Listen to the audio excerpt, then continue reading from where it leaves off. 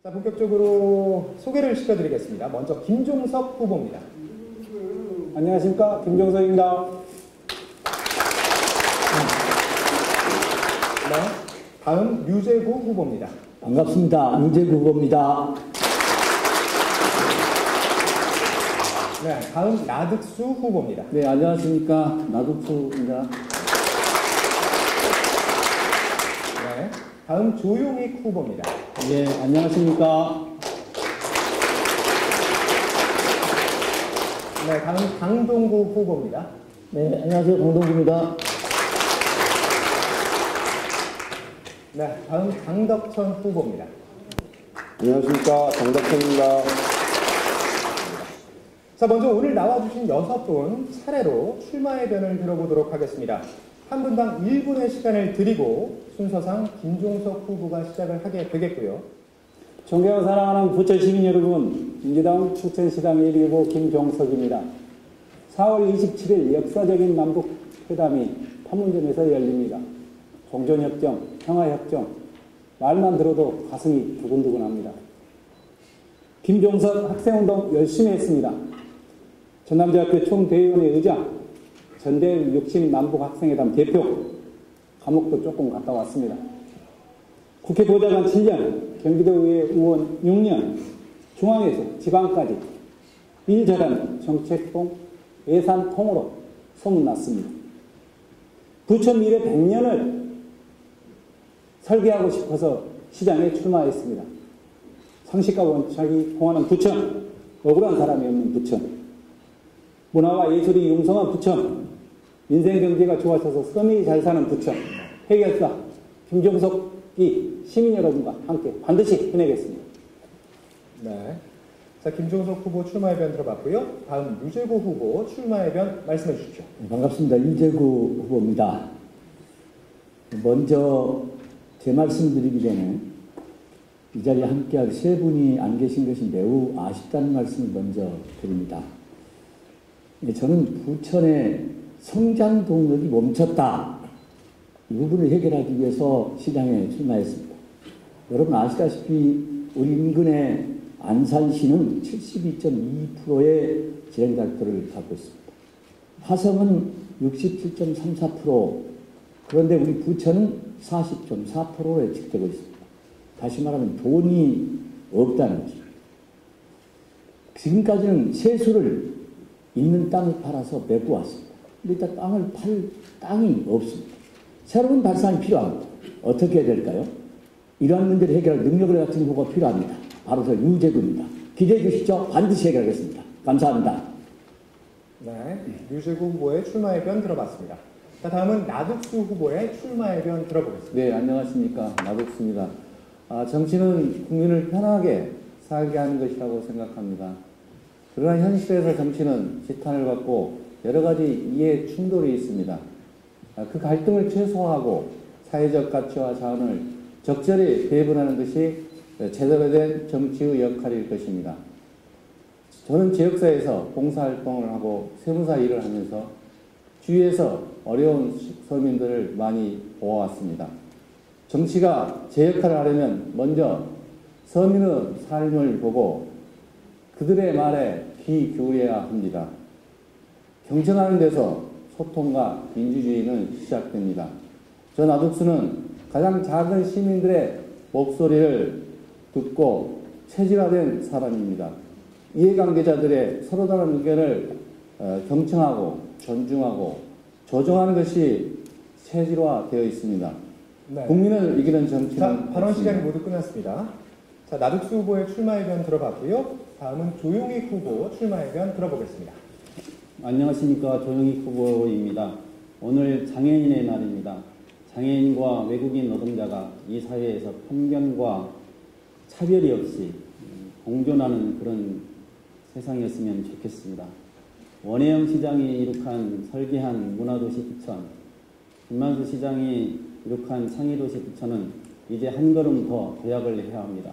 누가 이 혁신을 해야 할까요? 우리 부천은 지방정부 혼자서 할 수가 없습니다.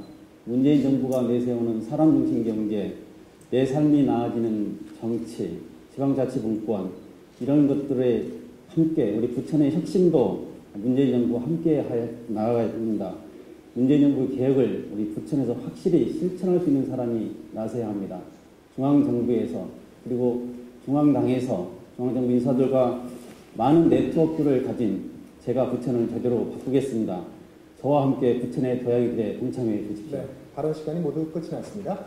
자, 다음은 강동구 후보 출마 의견 들어보겠습니다. 네, 존경하는 부천 시민 여러분, 고맙고 고마운 강원 동지 여러분 안녕하십니까.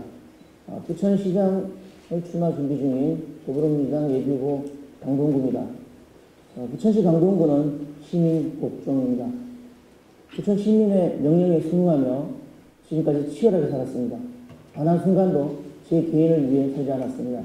노동운동가로, 노동정책 전문가로, 최연소 부천시의회 의장으로 이타적 삶을 살았습니다.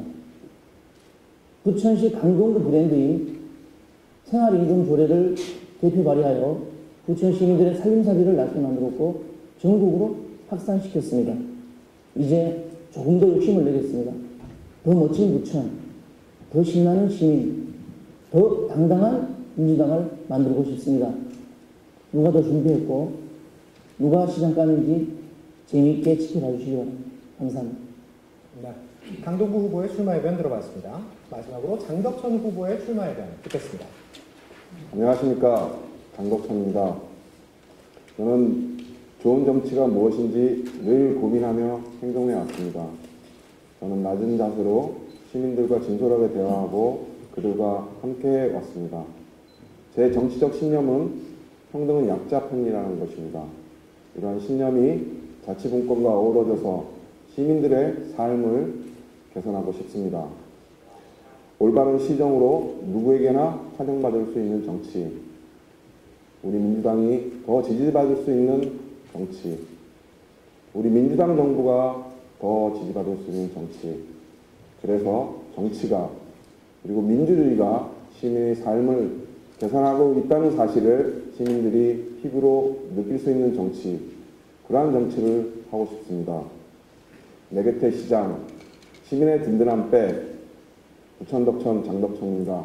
감사합니다. 질문은 내 인생의 그때 그 순간입니다. 잊지 못할 순간이나 삶의 전기가 된 순간이나 민주당의 가치와 내 삶이 일치됐던 순간, 그리고 민주당 정치인으로서 부천시장에 도전하는 이유나 민주당의 가치를 앞으로 부천시정에 어떻게 구현할 것인지를 자신의 삶과 연관해서 설명해 주시면 되겠습니다. 여러분 혹시 저를 못 보신 분도 계십니까? 제 별명이 마당발입니다. 부천시 어느 곳에서 저를 못 봤다면 아마 간첩이라 이렇게 얘기 들을 만큼 지역을 많이 누린 사람 중에 한 사람이 저 이재구입니다. 저는 26년 동안 정명고등학교, 도원초등학교, 남중학교 김역에서 교통봉사를 들게 되었습니다. 근데 그 아이들이 자라서 유권자가 됐습니다. 그리고 선거 때는 그들이 무리로 저를 지원하고 제가 당선되도록 돕고 있는 것이 오랜 기억에 남는 생활 중 하나입니다. 두 번째, 저는 2010년도에 예산결산특별위원회 개수전 소위원장을 맡아서 당시에 우리가 확보해야 할 부상급식 예산을 친환경 부상급식제를 확보하는데 너무나 많은 고통이 있었습니다. 이때 15일 동안 거의 밤을 못 자고 김문수사와 삿발 싸움을 하면서 무리가 따라서 쓸개를 떼는 아픔도 있었습니다. 2014년도에 예결위원장을 맡아서 부상급식을 완성시켰다는 것을 잘 아실 것입니다. 이뿐만 아니라 저는 1998년도 사실은 만학의 학업을 시작해서 방송통신교육원, 그리고 16년 동안 어려 끝에 행정학 박사를 취득하고 지금은 관동대학에서 초등교수로 일하고 있기도 합니다. 여러분, 무엇보다 더 신뢰 있는 정치, 그리고 시민과 가까이 하는 정치, 그리고 민주당의 정책을 정확하게 지켜가는 정치, 이것이야말로 지금 시대가 요구하는 사람 아니겠습니까? 아까도 말씀드렸습니다만 부천의 모자란 재정, 이걸 제대로 보충해서 부천의 경제가 제대로 활로가 트여지고 우리 서민의 삶이 잘 이루어질 수 있게 만드는 것, 이것이 지금 절대 필요한 우리 민주당의 가치이기도 합니다. 이거 반드시 제가 해결하겠습니다. 감사합니다. 시간이 모두 끝이 났습니다. 자, 류재구 후보의 내 인생의 그때 그 순간 들어봤고요. 다음은 나득수 후보 설명해 주시죠. 네. 저는 세무사로 활동하면서 부천시 결산검사위원으로 활동을 했었습니다. 거기에서 이제 부천시정을 알게 되었습니다. 아무튼 그 공정한 세금 부과와 투명한 예산 집행의 중요성을 알고 시민의 세금이 헛되이 쓰이지 않도록 해야겠다는 다짐을 알고 시의원에 출마하게 됐습니다. 그래서 당연히 시의원에 당선이 됐습니다. 또한 도의원도 당선이 됐습니다. 그래서 부천시의회와 경기도에서 경험하면서 부천시정과 경기도정 등 행정 정반에 대해서 많은 것을 배웠습니다. 그 시정의 당사자이고 주권자인 시민들과 제대로 소통하는 지도자가 필요하다고 생각됩니다. 상대적으로 더 많은 정보와 권한을 가진 측에서 일방적으로 설명하고 설득하는 것은 참된 소통이 아니라고 생각합니다. 서민과 중산층을 대변하는 민주당의 정신을 보더라도 이제 정책 수립 단계에서부터 시민들의 목소리를 들어야 한다고 생각합니다. 정책 수립 초기 단계부터 형식적이 아닌 실질적이고 구체적인 목소리를 듣는 정치.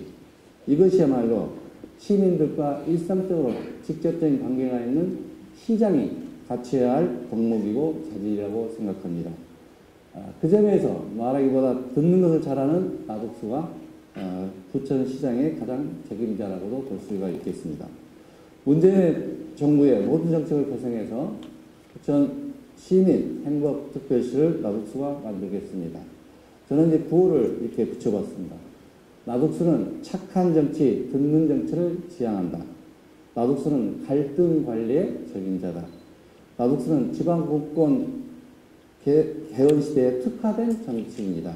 나독수는 시민의 참여를 보장한다. 네, 나득수 후보의 내 인생의 그때 그 순간 함께 들어봤고요.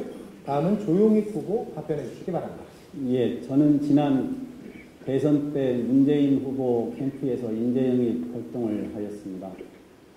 촛불혁명에 이어서 나라다운 나라를 만들자는 열망 속에서 단순히 그 결과만 문제가 아니라 과정이 스토리가 있고 감동이 있는 분들을 찾아서 그리고 이 나라의 경제의 틀을 다시 할 수 있는 분들을 찾아서 경제 전문가, 에너지 전문가, 4차 산업과 관련된 전문가들을 끝없이 만나왔습니다.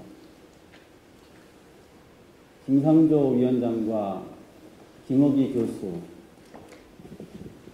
이런 훌륭한 분들이 사람 중심 경제를 만들었습니다.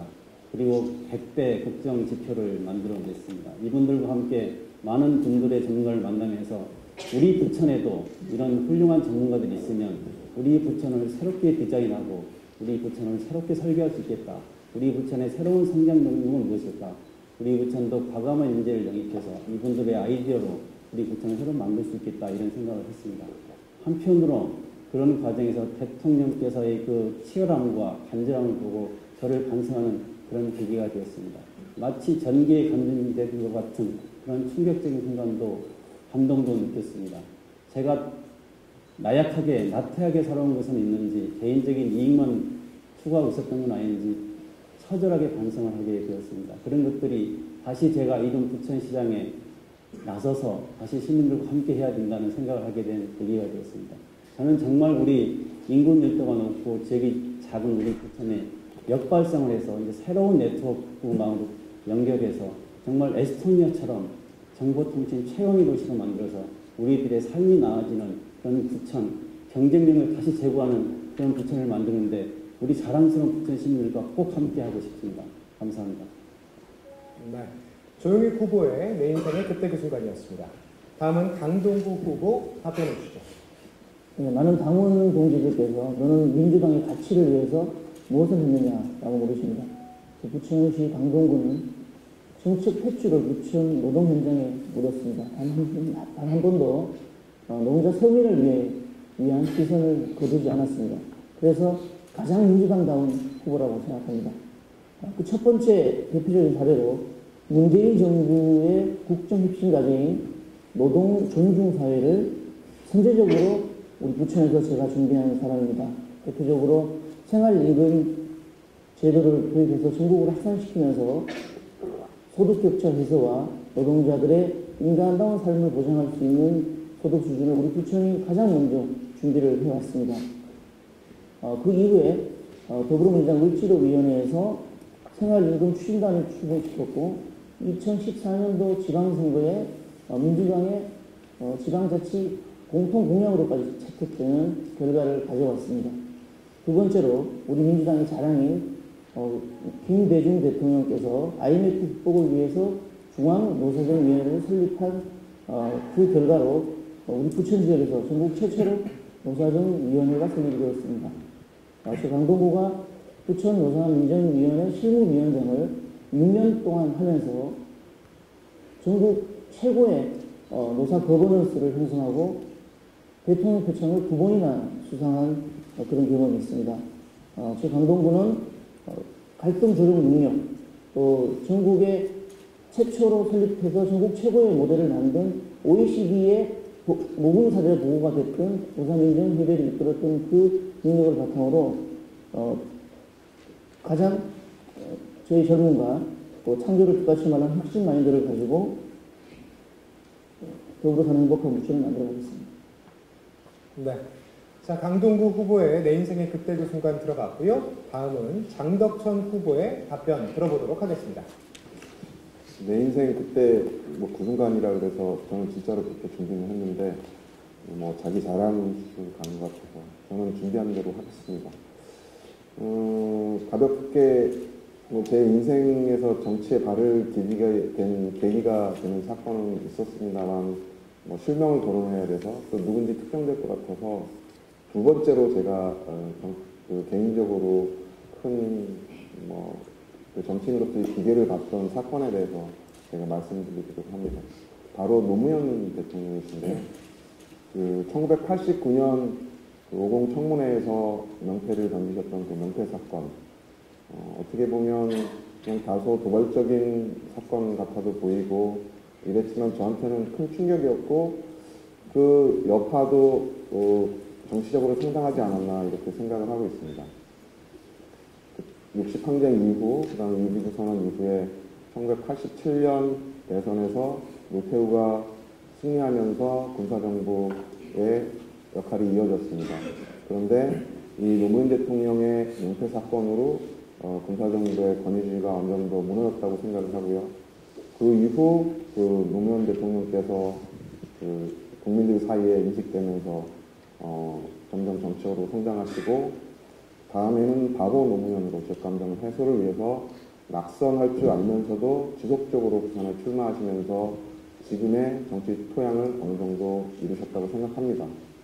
결국 그런 노무현의 기계와 대의가 지금 문재인 정부 출범에도 큰 토양이 됐다고 생각합니다. 정치적으로나 또는 인적 자원에서도 마찬가지라고 생각합니다. 그래서 김대중 대통령께서는 노무현 대통령께서 돌아가셨을 때 이런 말씀을 하셨습니다. 자, 발언 시간이 모두 끝이 났습니다.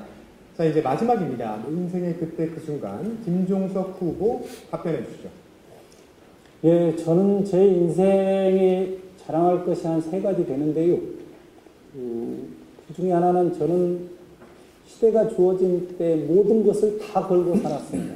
학생운동을 할 때 1계급 특진에 500만 원 현상금 붙여서 5년 산다고 각오하고 들어갔는데 88년도 양심수 석방에 45일 만에 나와버렸습니다. 그래서 교면쩍게 나왔던 기억이 있습니다. 그 이후로 저는 인생에 다 걸면 반드시 좋은 일이 생긴다라는 생각을 하고 살았습니다. 말지 기자를 하면서 노무현 대통령과 김대중 대통령 꼬마 기자에서 제가 녹음하는 것을 푸는 역할을 했습니다. 김대중 대통령께서는 말씀하신 것을 풀어놓으면 완벽한 문장이 됩니다. 그걸 보면서 너무나 훌륭한 정치인이라는 것을 느꼈습니다. 노무현 대통령께서는 김대중 대통령께 그러셨다고 합니다. 청와대 들어가서 저 부산 내려가서 다음 대권 도전해야고 말하고 다녀야지 부산시장 됩니다. 그렇게 말하고 다니겠습니다. 그랬더니 대통령께서 허허허 웃었다고 합니다. 저는 김대중 대통령이 당선된 12월 19일 다음 날 다음 대통령은 노무현 대통령이라고 그래서 말하고 다녔습니다. 그만큼 기계가 살아있으셨습니다. 그 노무현 대통령께서 국회 보좌관으로 있을 때 돌아가셨습니다. 국회 보좌관을 7년을 하면서 5년을 로텐데올에서 농성을 하면서 세월을 맞았습니다. 어떻게 이 나라의 민주주의가 처참하게 무너지는 모습을 우리는 이명박 박근혜 10년 동안 보아왔습니다. 그래서 저는 시대 정신을 배신하고 살 수가 없습니다. 앞으로도 우리 민주당과 문재인 대통령이 이루어가고자 하는 그 제대로 된 나라를 만드는 데 있어서 제 모든 것을 다 던져서 늘 그래왔듯이 할 생각입니다. 문재인 대통령 든든하게 기대하겠습니다. 다음 시간은 6명의 후보자가 자신의 5대 공약을 발표하는 시간입니다. 5대 공약에 대한 내용과 소요재원 조달 방안을 이야기해 주시면 되겠고요. 5개 공약을 단순 소개하고 특정 공약을 그 이후에 집중 설명하는 것도 가능합니다. 자, 그럼 먼저 나득수 후보부터 공약 소개 부탁드립니다. 네. 첫째, 일자리 경제본부를 신설하겠습니다. 일자리 확대를 시정의 최우선 목표로 하겠습니다. 경제국을 일자리 경제본부로 개편해서 시정부의 정책 의제를 관철할 수 있도록 총력을 기울이겠습니다. 시장이 위원장이 되고 노조 대표와 상공회의소 등 기업 대표와 각계 시민들로 구성된 부천시 일자리 특별위원회를 설치하겠습니다. 둘째, 청년 희망수당 지급 제도를 시행하겠습니다. 부천 고용복지센터에 취업 성공 패키지에 등록하는 30세 이하의 청년들에게 1인당 20만원씩 6개월간 총 120만원을 지급하겠습니다. 정부 관련 부처와 협의를 거쳐 2019년부터 시행하겠고요. 종합적인 청년 지원 정책을 통해 부천에 거주하는 청년들에게 희망을 주도록 하겠습니다. 셋째, 부천 미래공론화위원회를 구성하겠습니다. 대장동 벌판 활용 방안을 마련해서 부천의 장기 지속 발전을 논의할 부천 미래공론화위원회를 설치 운영하겠습니다. 시민, 전문가를 구성해서 6개월 동안 운영을 하겠고요. 문재인 정부의 신고리 6호기 원전 공론화위원회를 참고 삼아서 운영하겠습니다. 시민 다수가 동의할 수 있는 결론을 해내겠습니다. 시민을 이기는 정치는 없습니다. 넷째, 문화와 하이테크 융합경제를 시행하겠습니다. 부천의 강점인 문화특별시로서 만화, 애니메이션, 유네스코 문학도시, 판타지와 영화제 등 문화적 인프라와 금연과 조명, 로봇, 패키징, 세라믹 등 5대 전략 산업을 융합해서 지속 가능하고 창의성 넘치는 경제 선택을 구축하겠습니다. 특히 부천 로봇 스마트시티 사업을 시행하겠습니다. 이는 로봇 기술의 일상생활 확산을 통한 삶의 질 향상과 지역 경제 활성화를 유도하는 사업입니다. 스마트홈, 스마트팜, 스마트 팩토리 시범 지구 지정을 신청해서 유치하겠습니다. 로봇 스마트시티 하이웨이 사업을 추진하겠습니다. 이에 부수된 것으로 부천 스마트시티 브랜드 해외 진출을 지원하겠습니다. 다음은 시민 부자 프로젝트입니다. 관내 교육청과 기업단체, 금융기관, 세무사, 회계사, 법무사, 변호사 등 관련 직능단체와 협력을 얻어서 시민 재무교육 지원센터를 설치하겠습니다. 이는 전 시민을 대상으로 수입 지출 관리와 채무 관리 등 교육을 실시하겠고요. 고리대검에 대한 민연사당 법률자문을 발언 시간이 모두 마무리가 됐습니다. 자, 나득수 후보의 공약 함께 들으셨는데요. 부천 미래공론화위원회를 구성을 하고 문화와 하이테크 융합경제를 한번 만들어 보겠다. 이런 의견이었습니다. 자, 잘 들어봤고요. 다음은 조용익 후보의 공약 소개 함께 듣겠습니다. 발언 시간 역시 3분입니다. 예, 저는 부천 전역에 공공 와이파이를 확대해서 구축해서 일반 시민들의 정보 접근 격차를 해소하겠습니다. 정부도 하지 못한 실질적인 통신비 인하를 하겠습니다. 어르신들과 초등학생들의 정보통신 요금의 부담을 덜어드리는 그런 정책, 또 와이파이를 확대해서 미아 방지, 그리고 범죄 예방에 활용하는 그런 정책을 하겠습니다. 또 교육에 있어서는 진로 진학과 교육정보 상설 지원센터를 설치해서 학생과 학부모들에게 진로 진학과 교육 정보를 상시적으로 지원하는 그런 교육 정책을 펼치도록 하겠습니다.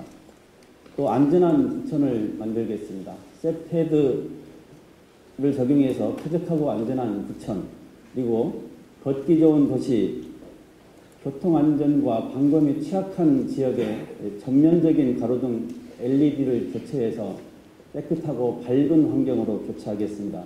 또한 CCTV 안전통합 플랫폼을 구축해서 이원화된 관제센터를 통합 운영하여서 수집된 정보를 112와 119가 통합해서 민간정보업체까지 합쳐져서 즉시 범죄에 대응하고 안전을 확보하는, 그리고 재난과 사건 발생할 당시에 이거를 즉시 골든타임을 확보할 수 있는 그런 대책을 세우도록 하겠습니다. 또한 반려동물 첨단시대에 반려동물과 관련된 정책을 담당하는 과를 부천시에 두어서 소방관과 경찰관 등이 본연의 업무를 충실히 할 수 있도록 조치를 하겠습니다. 또한 공원과 녹지, 하천, 실개천 등을 복원해서 시민의 건강을 확보하고 미세먼지에 대응하는 그런 정책을 하겠습니다. 시민의 숲을 조성하고 물이 많은 도시가 되어서 시민들이 미세먼지의 고통에서 벗어날 수 있도록 하겠습니다. 이 중에서 안전과 관련하여서는 이 도시가 깨끗하고 밝으면 범죄를 예방할 수가 있고 범죄에서부터 많이 효과가 있습니다. 이미 여러 도시에서 전면적인 LED를 교체하면서 약 23%의 범죄율이 낮아진 경우도 있습니다. 강력범죄가 많은 우리 부천을 확실하게 안전하게 만들겠습니다. 통합관제센터를 만들어서 112와 119 민간보안업체가 실시간으로 정보를 공유하면 여기에 대해서 5G와 같은 고성능 네트워크를 활용하면 즉시 범죄를 예방할 수 있고 그것을 확대해 나가면 시민들을 안전하게 지킬 수 있습니다. 시민의 생명과 재산을 지켜내는 시장이 되겠습니다. 반려동물을 위해서 소방서가 본연 업무를 하지 못하는 것 시에서 하겠습니다. 감사합니다. 네. 조영익 후보의 공약 함께 들어봤습니다. 부천전역에 공공 와이파이를 확대를 하겠다. 그리고 교육정보 상설 지원센터를 설치하겠다. 그리고 셋헤드 방식을 통한 안전도시를 만들어보겠다. 이런 주요 공약 잘 들었습니다. 자, 다음은 강동구 후보의 5대 공약 한번 들어보도록 하겠습니다. 발언 시간은 역시 3분입니다. 베스트 부천시장 강동구 공약을 말씀드리겠습니다. 첫 번째 최우선 과제로 시장 직속 더 좋은 일자리 위원회를 신설하겠습니다. 또 시장의 의지의 공약으로 부천시 고객 상담 콜센터와 SNS를 연계해서 실태를 파악하고 조정과 계도를 담당할 직장갑질 부당노동 근절위원회를 설치해서 직장갑질 부당노동행위를 뿌리 뽑겠습니다. 직장갑질 부당노동위원회가 발생된 사업장에는 각종 기업 지원 정책에 대한 페널티를 부여하도록 하겠습니다. 교육청, 학교운영위원회 등 교육관계자들과 연계된 협의체인 부천시 교육위원회를 신설하여 민관화 유기체계를 완성시키겠습니다. 또한 고등학교 전학년, 신학년 무상급식을 전면 확대 실시하겠습니다. 당초 고비 20%, 시비 75%로 114억 규모입니다만 교육감, 도지사와 협의하여 시비 부담 비율을 낮추겠습니다. 종교시설, 종로당 등 유관기관과 장소를 협의하여 무인 여성 안심 특별소를 설치하겠습니다.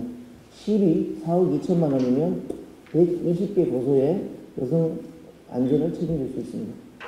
서울, 부천 광역버스 노선을 전면 재조정하여 부천과 인접한 거대 산업단지인 마곡집으로 바로 연결할 수 있는 교통망을 구축하겠습니다.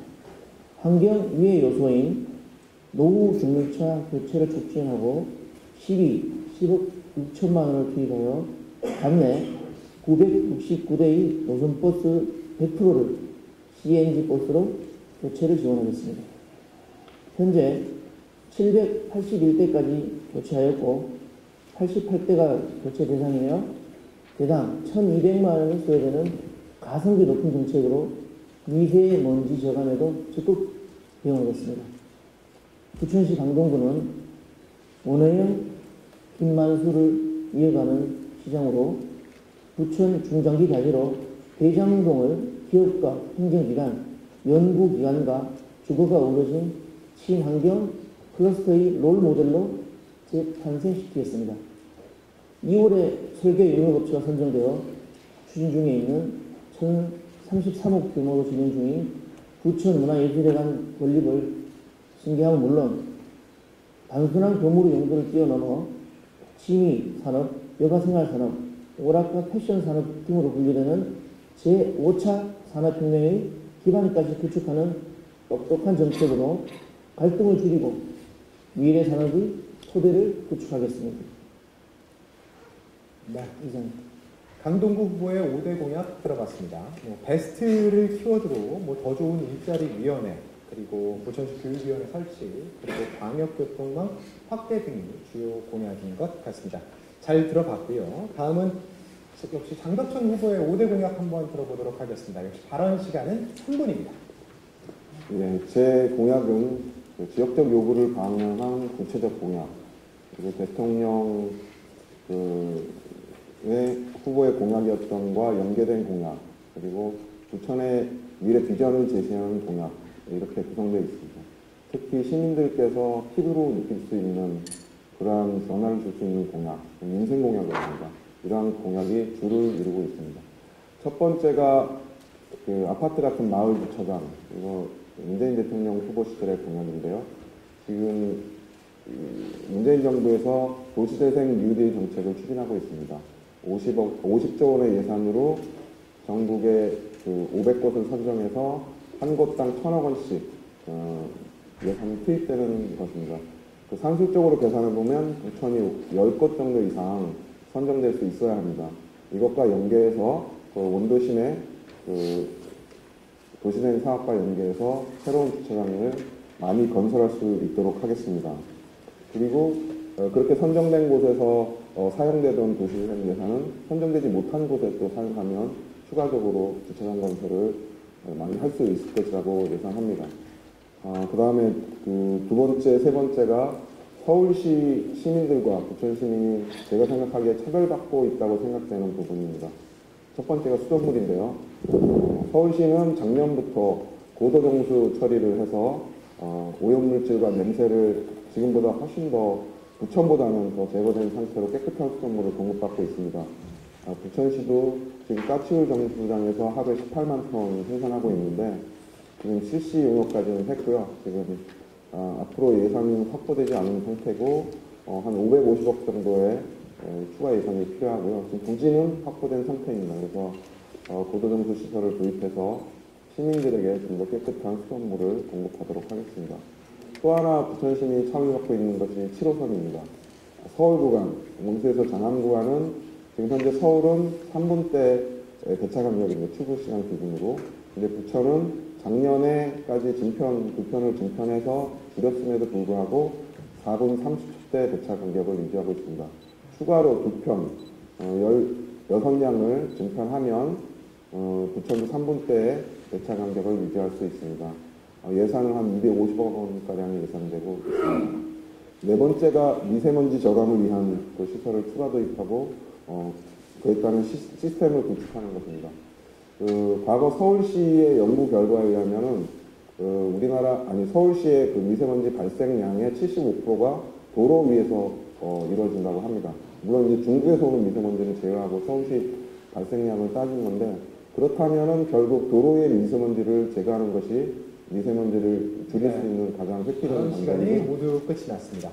자, 장덕천 후보의 5대 공약 함께 들어봤는데요. 일단 아파트 같은 마을 주차장, 그리고 깨끗한 수돗물, 그리고 7호선 증편으로 출근 시간을 단축해 보겠다. 이런 공약들 잘 들어봤습니다. 자, 다음은 김종석 후보의 5대 공약 들어보도록 하겠습니다. 역시 발언 시간은 3분입니다. 네, 저는 해결사 김종석 시민과 함께 10대 주요 과제, 100대 실천 과제를 했는데 이걸 5개로 줄이라 하니 참 난감했습니다. 먼저 저는 청년 실업 해소 및 일자리 확대 정책을 적극 추진하겠습니다. 시장 직속으로 청년위원회와 일자리위원회를 설치하도록 하겠고요. 다음으로 현재 우리나라의 청년 실업률이 11.6%입니다. 청년들이 거의 헬조선이라고 죽어가고 있습니다.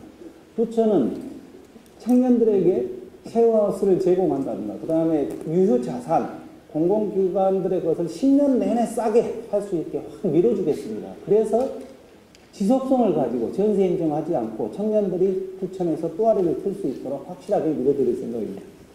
두 번째로는 시민과 함께하는 도시재생, 유지관리 대책을 마련하겠습니다. 소규모 개발하겠습니다. 제가 일본을 3차례 다녀왔습니다.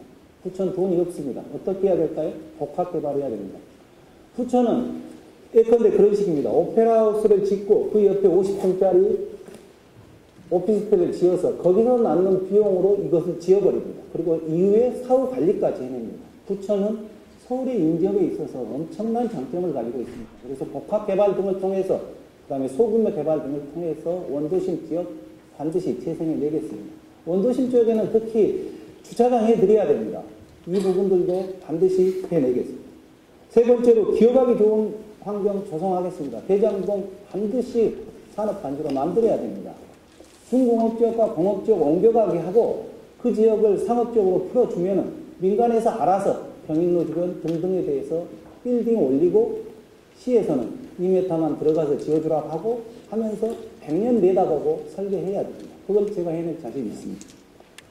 네 번째로 시민과 함께 지르는 교육, 문화, 체육 기반을 조성하겠습니다.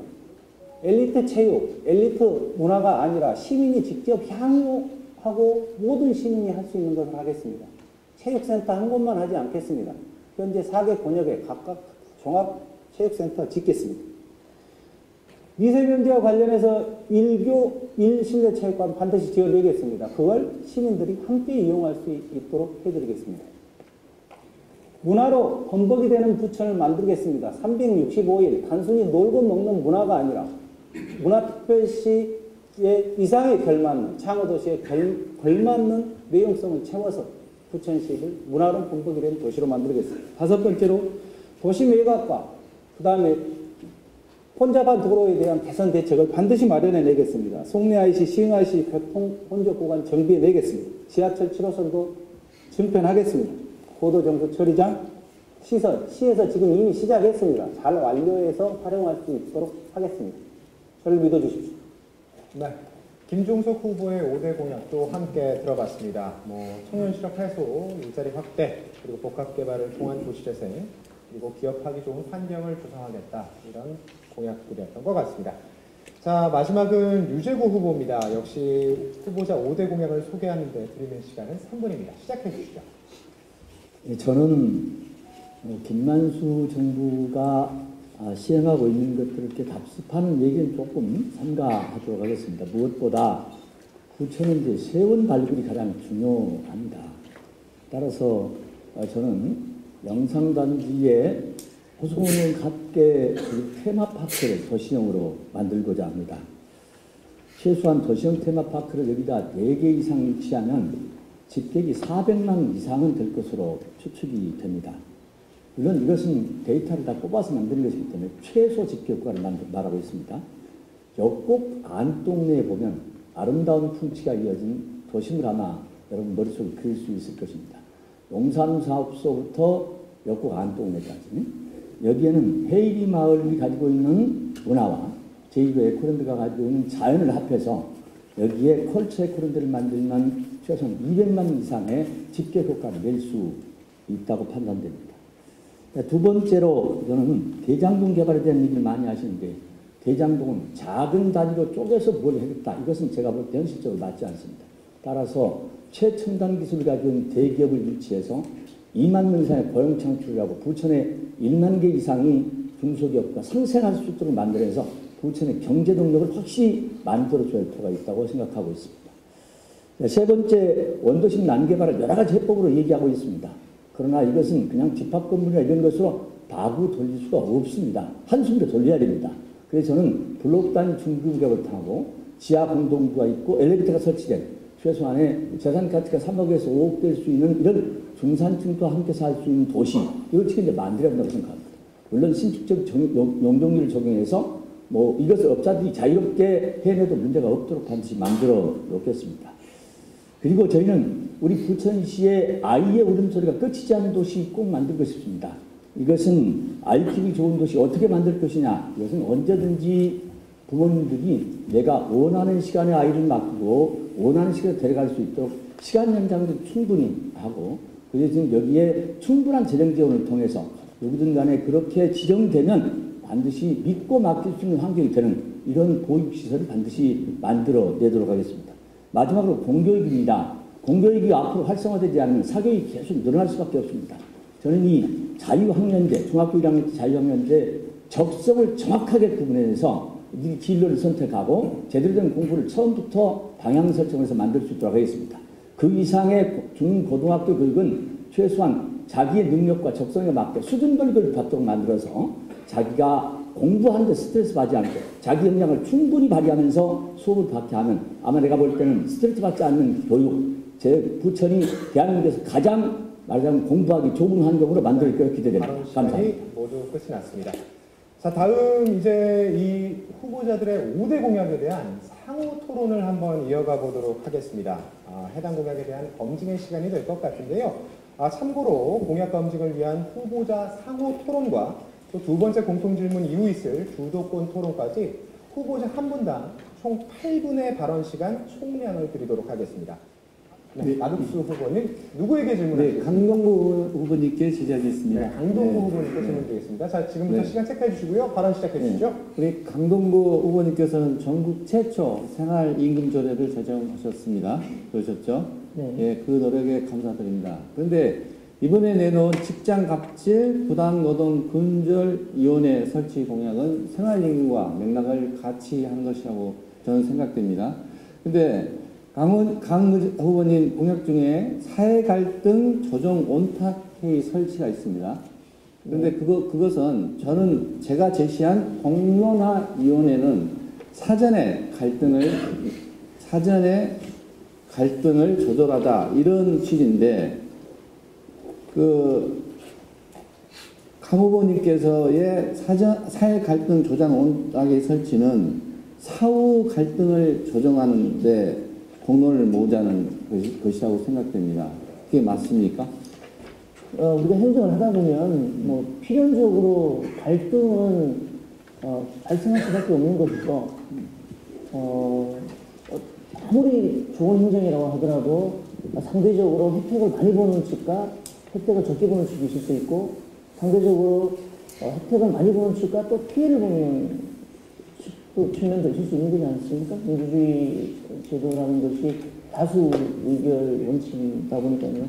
물론 나덕수 후보님께서 말씀하듯이 사전 예단이 가장 좋죠. 우리 나덕수 후보님은 공론화위원회는 이제 사전적 차원의 대응을 위한 기구고, 제가 얘기하는 것은 물론 아무리 사전에 충분한 공론화 과정을 거친다고 하더라도 또는 사업의 특성상 또 시급성 이런 것들을 따지다 보면 미처 그런 과정들을 거칠 수 없는 경우들이 있습니다. 그런 경우에 불가피하게 발생되는 갈등에 대해서 시장 직속으로 조정 기구를 만들어서 갈등을 최소화시키자는 그런 취지입니다. 네, 그러니까 갈등이 발생하기 전에 그럴 공론을 모으는 장치는 필요 없다는 말씀이신가요? 제가 시장 후보가 되면 나덕수 후보님의 이 공론화위원회 공약을 제가 훔쳐가겠습니다. 네, 감사합니다.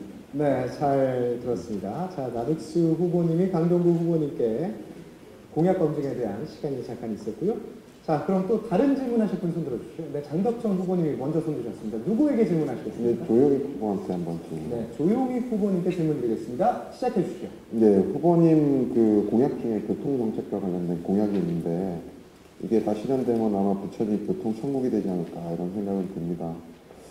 첫 번째로 경인전철 지하화, 그다음에 GTX 조기 개통, 그다음에 원정동 홍대 입구까지 운행하는 지하철 조기 착공, 소사 원시 안산 개통, 안전 개통, 소사 지하철, 대곡 지하철 조기 개통, 송내대로 만성 교통체증 해소.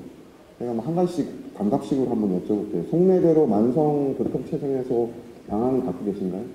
자, 우선 오늘 5대 공약에 대한 질문으로 알고 있는데 괜찮습니다. 같이 하셔도 됩니다. 관계 없습니다. 네, 공약에 대해서 답변하시면 되니까.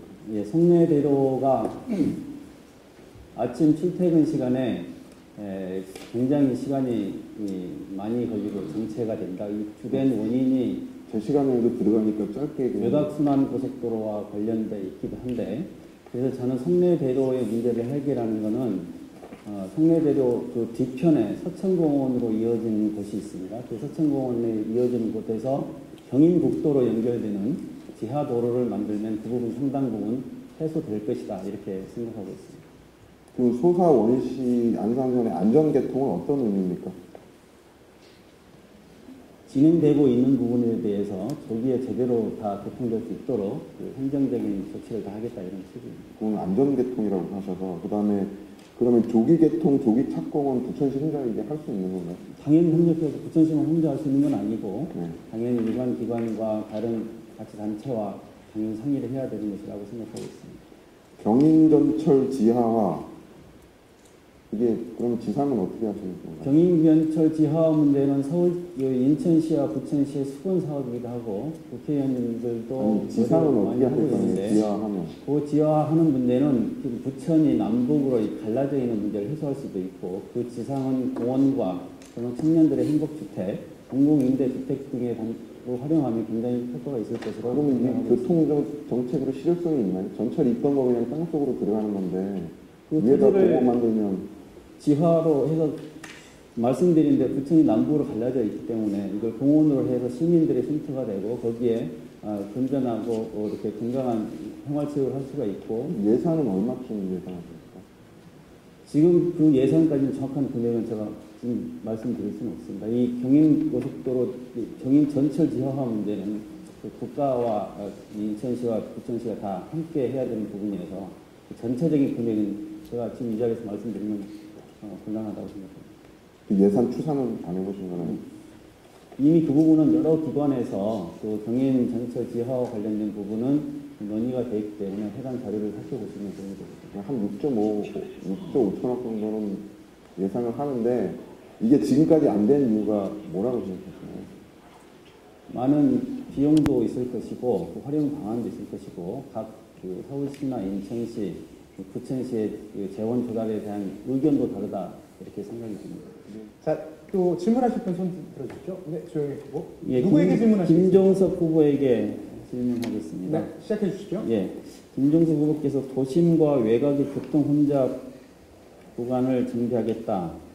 송내 IC와 시흥 IC 교통 혼잡 구간을 정비하겠다 하시는데, 이와 관련된 구체적인 계획이 있으신지, 실질적으로 서울 외곽순환고속도로 부천 구간의 전체 굉장히 이 부천 시민들이 고통받고 있습니다. 이에 관한 대책이 있으십니까?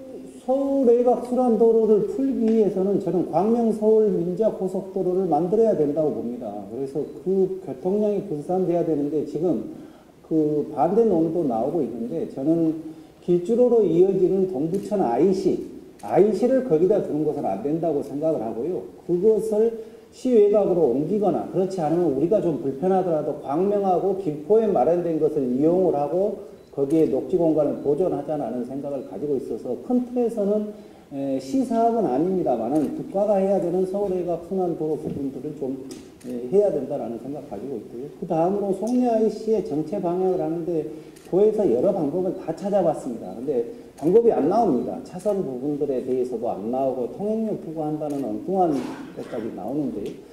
그래서 민자 사업자가 장수 IC에서 저기 계양까지를 지하로 하는 것까지를 좀 너무 제약하지 말고 하게 좀 해봐라 하는데 그것마저도 사업성이 안 나와서 안 나옵니다. 그러나 궁극적으로는 그렇게 풀지 않으면 방법이 없습니다. 그래서 그 부분들에 대해서 지속적으로 할 수 있게 하도록 하겠습니다. 시흥 IC 문제와 관련돼서는 일단은 들어오는 입구에 있어서가 시흥 땅입니다. 그렇기 때문에 불가피하게 시흥 땅을 부천이 살 수 없는 이 어려운 점이 있기 때문에 시흥은 자기들이 이용도 하지 않는 도로이기 때문에 신경을 안 씁니다. 그래서 이거는 시흥과 긴밀하게 협조를 통해서 그렇게 원활하게 소통할 수 있는 방안을 찾아보도록 하겠습니다. 나둑수 후보님께 질문하겠습니다. 나둑수 후보님 공약 중에 시민 부자 프로젝트가 있는데 우리 시민들이 다 잘 살고 부자가 되기를 희망합니다. 주장하신 내용들이 다소 좀 막연하고 이런 부분들이 어떤 식으로 구체적으로 이 가처분 소득을 증대해서 우리 시민을 부자로 하겠다는 것인지 구체적인 계획을 좀 설명해 주시면 시민들에게 도움이 될 것 같습니다. 네. 시민 재무 교육 지원 센터를 이제 설치하겠다는 거죠. 그래서 시민들의 그 뭐 수입이라든가 지출, 그다음에 채무 관리 이런 것들을 일상적으로 교육을 해주겠다는 겁니다. 특히 이제 고리대금 사채 등에서 불법 추심에 의해서 뭐 민형사상 법률을 자문해 준다든가 서민들의 금융위기의 구제를 위해서 민형사상 법률 자문해 준다든가 이런 걸 통해서 시민들의 재산을 보호해주는 그런 시스템을 만들겠다는 겁니다. 그러니까 그 법률 대책을 세워주는 것하고 가처분 소득을 증대하는 것은 약간 개념이 달라 보이는데 가처분 소득을 증대하는 구체적인 방법은 뭐라고 생각하세요? 가처분 소득을 증대하는 방법이 아니라 시민들의 재산권을 보호할 수 있는 방법을 강구해 주겠다. 교육을 통해서 강구해 주겠다 이런 뜻입니다. 뭐 다른 후보의 공약에 대해서 지금 질문하실 분 더 계시네요. 자, 유재고 후보님 누구에게 질문하시겠습니까? 네, 장덕천 후보님께 질문합니다. 네, 장덕천 후보께 질문 주시죠. 네, 장덕천 후보님, 제가 예비 공보문을 봤어요. 그런데 그 예비 공보문 내에는 아주 좋은 공약들이 많이 들어 있었어요. 일단 감사하다고 말씀드리고요. 근데 오늘 5대 공약이라고 한 것은 이것이 그 예비 공보문에 있었던 것보다 우선순위가 더 높다 그런 취지로 이해도 되시겠죠? 예, 뭐 그중에 민생과 직접 관련된 부분을 좀 뽑았다고 보시면 맞죠. 그래서 제가 보기에는 사실 예비 공보문에 들어있는 그런 내용들이 더 우선순위나 시장으로 해야 할 것이 많이 있었다는 생각이 개인적으로 들었다는 걸 말씀드리고요. 예? 저는 이제 문재인 정부 도시재생 뉴딜 사업과 연계해서 이 구도시에 아파트 같은 주차장을 만들겠다 이렇게 공약을 하겠죠, 그죠? 예. 그런데 그럼 도대체 된다면 얼마나 좋겠습니까? 그죠? 원도심에 아파트 같은 주차장이 만들어진다. 이거야말로 환상적인 그 환경인데 과연 이것을 만들 수 있을까요? 아마 뭐 아파트 같은 마을 주차장이라는 표현은 뭐 문재인 대통령 후보 시절에 썼던 말이고요. 아파트와 비슷한 형태로 대형 주차장들을 만들 수는 있을 테고요. 학교 뭐 다른 후보님들께서도 아마 원도심 주차장 건설과 관련해서 제안하신 거 보면 학교 밑에 또는 뭐 저 같은 경우 새로 공원을 만들면 그런 지하에 그리고 도시재생 뉴딜 정책이 그 부천에 아까 제가 한 10곳 정도는 선정돼야 한다고 상식적으로 말씀드렸는데 그렇게 되면 1조 원입니다. 1년간 2천억 원씩. 그래서 그 돈이 뭐 5개 이용 도시재생 뉴딜 사업은 지금 5개 이용으로 마련돼 있긴 한데 뭐 자치분권이 강화되다 보면 거기에 지금보다는 좀 더 재량이 부여될 것 같고 그렇게 되면 주차장 건설에 그리고 뭐 제가 공약에 따로 언급하지는 않았지만 그 담장을 허물어서 거기에 인센티브를 주고 또 주차장을 건설하는 방법도 아주 비용이 적게 들죠. 그 부분은 보통은 한 면 만드는데 뭐 수천만 원씩 지금 현재 만들고 있는 공용 주차장들은 그렇습니다. 땅이 없어서 근데 그런 식으로 하면 500만 원에 1000만 원 사이면은 똑같이 한 면을 만들 수 있는 그런 방법도 있고 그러니까 원도심의 주차장 넓히는 방법은 여러 가지로 좀 방법이 많은 것 같습니다. 저는 현재 문재인 정부가 사실은요 뉴딜 사업이라고 하면서 원도심권 재생 문제는 사실 있는 집을 그대로 두면서 사실 리모델링 형태를 취한다라고 하는 취지가 있다고 저는 생각하고 있어요. 그건 맞습니다. 그런데 거기다 이 연계해서 지금 말씀드린 대로 아파트와 같은 이미 도시계획이 확정된 그리고 제대로 정립된 주차장을 만들어준다면 현실적으로 좀 상당히 갭이 아파트 같은 거는 이제 표현이 그 이용의 편리성을 말하기 위한 표현이지 저는 이런 뭐 정확하게 아파트와 같은 건 아니고 혹시는 이제 주민들이 오해할 수가 있지 않을까 싶어서 제가 말씀드리고 이런 표현은 현실과 맞는 표현이 좀 낫지 않을까 이런 생각을 해봤습니다. 알겠습니다. 두 번째 저는 제 개인적으로는 사실은 조금 어렵더라도 도시 계획으로 정확하게 주차 부지를 지정하고 사실은 공시지가의 조정을 통해서 불협화음이 없는 협의 매수가 가능하도록 만든다 이런 것을 이제 대책으로 제시하고 싶거든요. 그래서 말씀하신 대로 어쨌든 지금 생각하시는 것이 현실화된다면 원도심권도 삶의 불편이 없을 거라고 생각합니다. 단 이게 인용 구호를 잘못 쓰면서 혹여 오해가 생기지 않았으면 좋겠다 이런 말씀 드립니다. 좋은 말씀 감사합니다. 예, 감사합니다. 네.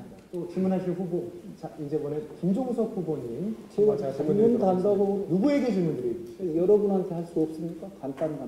간단한. 예.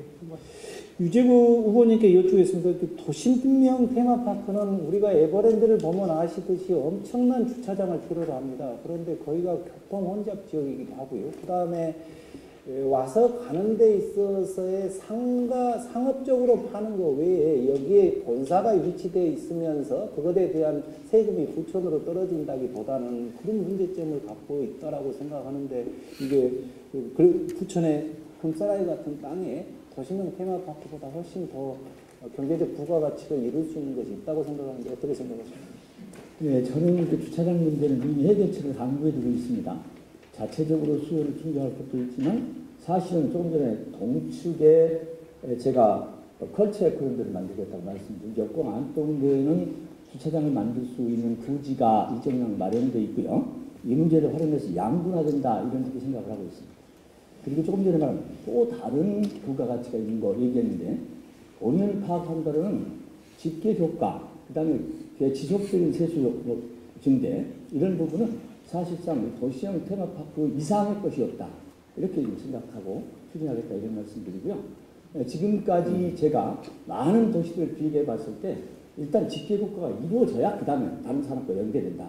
그리고 저는 단순하게 거기에만 국한되는 것이 아니고 이것을 시내로 뿌려져서 시내에 있는 다른 동력과 함께 연계 체제를 갖춰서 소비와 그 다음에 세수가 확보될 수 있는 그런 요인들까지 구체적으로 좀 만들겠다고 하는 플랜을 갖고 있다는 것을 고치면서 말씀드립니다. 네, 잘 알겠습니다. 나둑수 후보님께 질문하겠습니다. 네, 나둑수 후보님께. 자, 이제 김종석 후보가 나둑수 후보님께 질문 드리겠습니다. 시작해 주시죠. 나둑수 후보님께서는 대장동 개발과 관련돼서 김만수 시장이 추진하는 것에 대해서 중단한다라고 필요하다라고 말씀을 하셨는데요. 저는 행정은 연속성이 있어야 된다고 합니다. 선거 때마다 앞에 해오는 진행 과정들을 멈추고 중단하라고 그러면 그것이야말로 시장과 그 다음에 행정의 연속성들을 시민들이 담보하는 데 있어서 문제가 있다라고 생각하는데 그런 의미에서 부천 미래 공론화위원회를 구성해서 논의를 하자.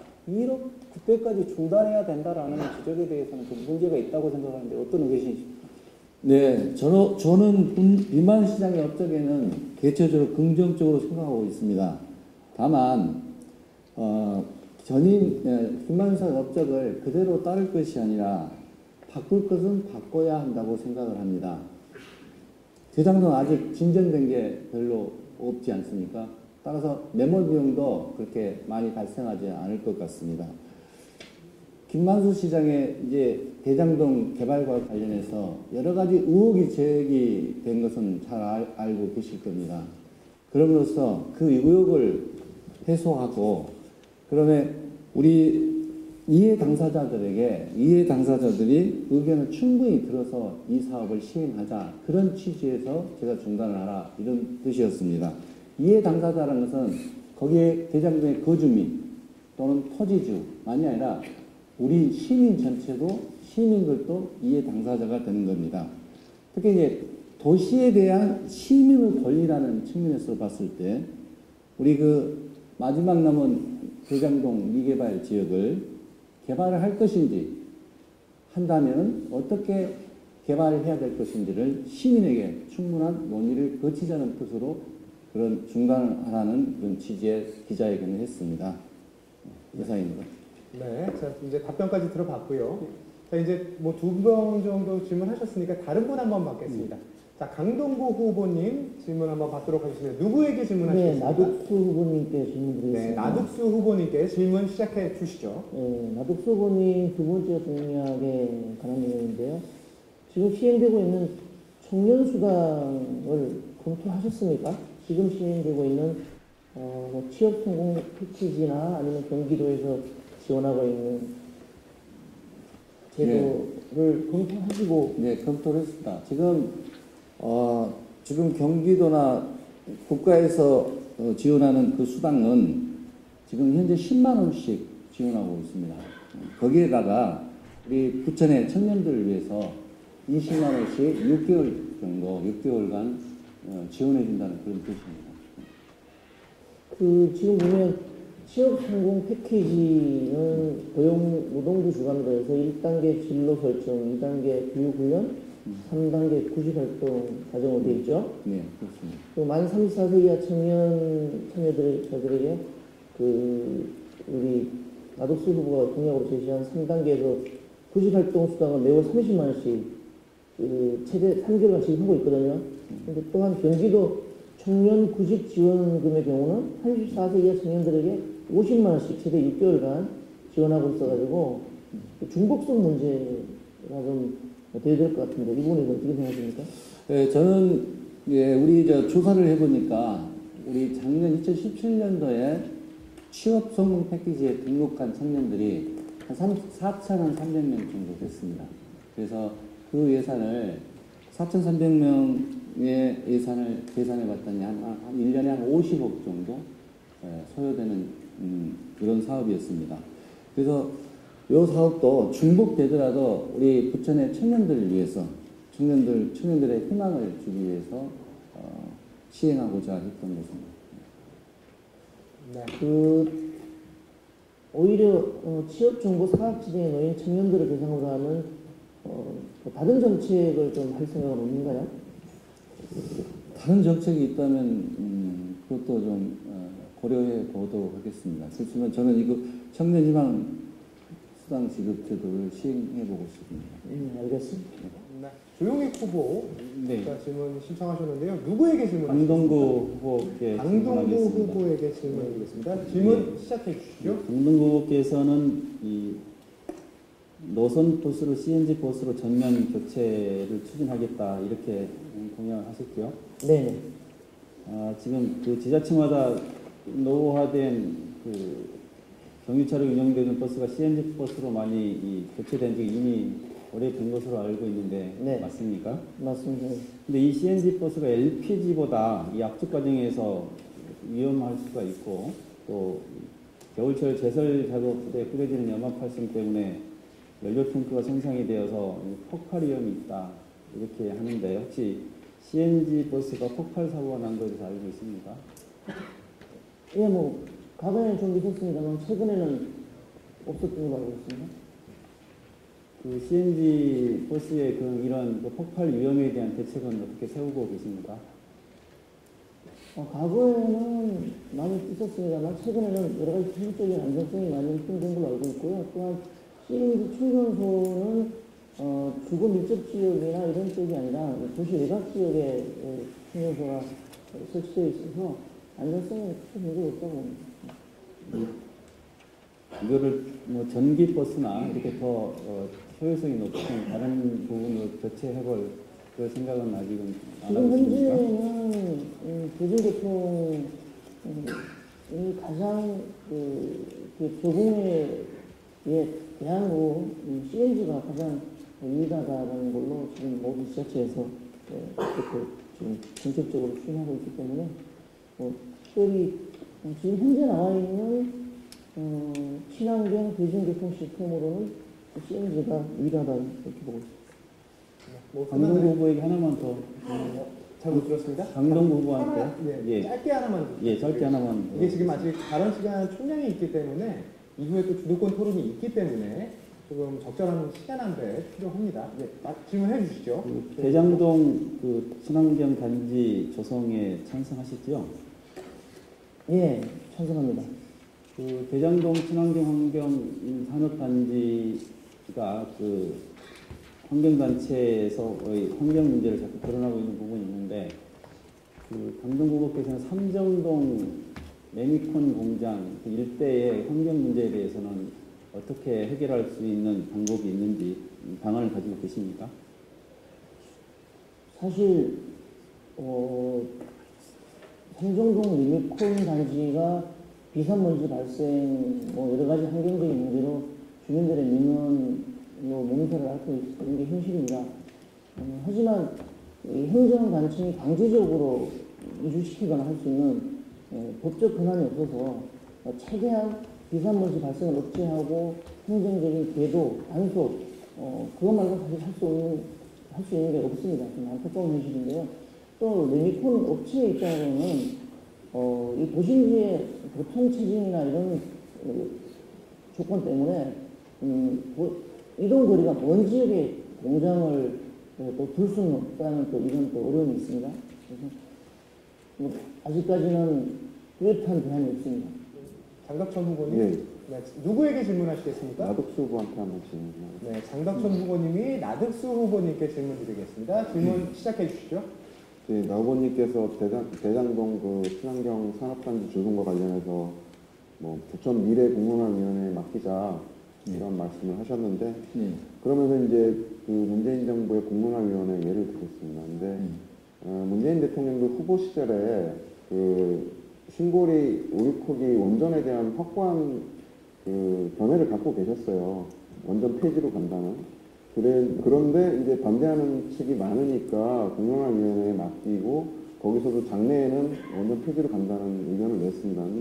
적어도 시장 후보라면 이게 부천의 미래를 결정할 이 대장동 친환경 산업단지에 대한 의견은 내셔야 하는 게 맞지 않나. 뭐 이걸 개발하든가 말든가, 그죠? 그 의견을 가지고 뭐 시민들 의견을 다시 물어보는 건 괜찮은 것 같은데 문재인 대통령이 했던 방식은 그런 방식 아닙니까? 자기 의견은 내고. 자, 후보님 의견은 어떠냐고요? 예, 제 의견은 대장동 개발은 해야 한다고 생각합니다. 그런데 그 정책 의사결정 과정에서 이해 당사자들이 배제되어 있다는 것입니다. 예, 그거는 제가 이해하고, 뭐, 후보님 의견은 정말 한쪽이라고 하시니까 이해하고요. 예. 그 다음에 공약 중에 일자리 경제본부 신설, 뭐 이런 부분이 있던데, 대통령 같은 경우에는 국가의 거시경제를 좌우하기 때문에 일자리에 영향을 많이 미칠 수 있는 정책 수단들이 있습니다. 근데 시장 같은 경우는 제가 보기에 그런 수단들이 구체적으로 없거든요. 어떤 일자리 본부에서 어떤 일을 하려고 지금 이걸 만드시는 겁니까? 이제 주된 목적은 대통령의 일자리 특별위원회 설치를 모방을 해서 정책을 가져와서 우리 부천시 일자리 특별위원회를 설치하고자 했습니다. 우리 부천시도 찾아보면 많은 일자리가 있을 거라고 생각을 하고 이걸 했습니다. 그리고 부천시에 있는 일자리 찾으시려고. 지방 분권 시대에 지방 분권 이제 시대가 되면은 그 지방 자주 재원 확보가 가장 중요한 일 아니겠습니까? 그래서 자주 재원 확보 차원에서도 일자리는 많이 확충해야 된다고 그렇게 생각합니다. 알겠습니다. 예. 김종석 후보님이 이용익 후보님께 질문 드리겠습니다. 질문 주시죠. 이 와이파이 확대 구축과 관련돼서는 여지껏 나왔음에도 불구하고 공공 와이파이가 적게 하는 이유는 기업의 사유재산을 상업성을 침해한다는 논란이 있었기 때문에 전면적으로 못하고 있습니다. 그 다음에 CCTV 안전 것을 보안업체까지 직접 주시겠다고 그러셨는데 이 부분들도 개인정보법 위반 여부가 있을 것 같아서 이 건에 대해서는 변호사님께서는 법률적으로 검토를 하고 이 공약을 하신 것인지 어쩐지 답변해 주시기 바랍니다. 예, 공공 와이파이는 지금 부천시가 그 공공기관이나 재래시장, 공원 등의 약 100여 곳에 공공 와이파이를 설치해서 운영하고 있습니다. 시가 구축하는 10기가급의 그 자가통신망을 활용을 해서 확대하면 좋겠다 이런 생각을 가지고 있고요. 우선 빅데이터를 분석을 해서 이동 인구가 많은 주요 거리나 광장, 공원, 산책로 등의 그 부분을 확대해서 구축하겠다는 그런 취지입니다. 공공 부분에 관련된 부분이어서 사유재산을 침해하는 부분은 구분이 될 수 있을 것으로 이렇게 생각이 들고 있습니다. 이 CCTV 그 안전과 관련된 부분은 지금 말씀드린 대로 112와 119가 통합해서 운영이 안 되고 있기 때문에 경찰하고 소방서가 서로 어떤 긴급한 사태가 생겼을 때 정보가 교환이 안 됩니다. 그래서 시가 이 교통정보센터와 부천시청에 따로 이원해서 운영하고 있는 관제센터를 일원화하면 훨씬 더 효율적이라는 것이고 그때 시는 경찰청하고 이 소방서하고 협의를 하고 민간 보안업체에 대해서는 업무 협약을 해서 이 부분에 대해서 참여를 해서 각 이 기관이 일시에 그 관제를 일어나고, 예를 들면 여기서 저기 소사동 쪽에 무슨 문제가 있다고 하면 부천시에 있는 많은 CCTV가 많이 확보가 되어 있습니다. 그 CCTV를 부천시가 즉시 CCTV 정보를 112와 119에 제공을 하면 그 재난 지역에 먼저 도달할 수 있도록, 거기 아마 주차 문제가 있다 하면 그 부분 해결할 수 있는 조치를 먼저 할 수 있도록 한다든지, 효율적으로 하면 시민의 안전과 생명을 지키고 그것이 더 확대가 되면 범죄 예방 효과도 생긴다, 이렇게 생각하고 있습니다. 저는 전남 강진의 어머니께서 치매십니다. 그런데 포천으로 모시려고 그래도 안 오시려고 그럽니다. 그래서 그 주간보호센터에 가시고 하면서 국가가 지원해줘서 너무너무 좋은 제도라는 생각을 합니다. 강동구 후보님께서 부천 치매센터, 대통령께서도 치매와 관련돼서는 국가가 책임지겠다라고 말씀을 하셨습니다. 그래서 너무 좋은 정책인 것 같은데, 구체적으로 재원 조달 계획과 어떻게 운영할 계획을 가시고 있는지 답변해 주시기 바랍니다. 솔직히 말씀드리겠습니다. 약국에 계시는 우리 한선재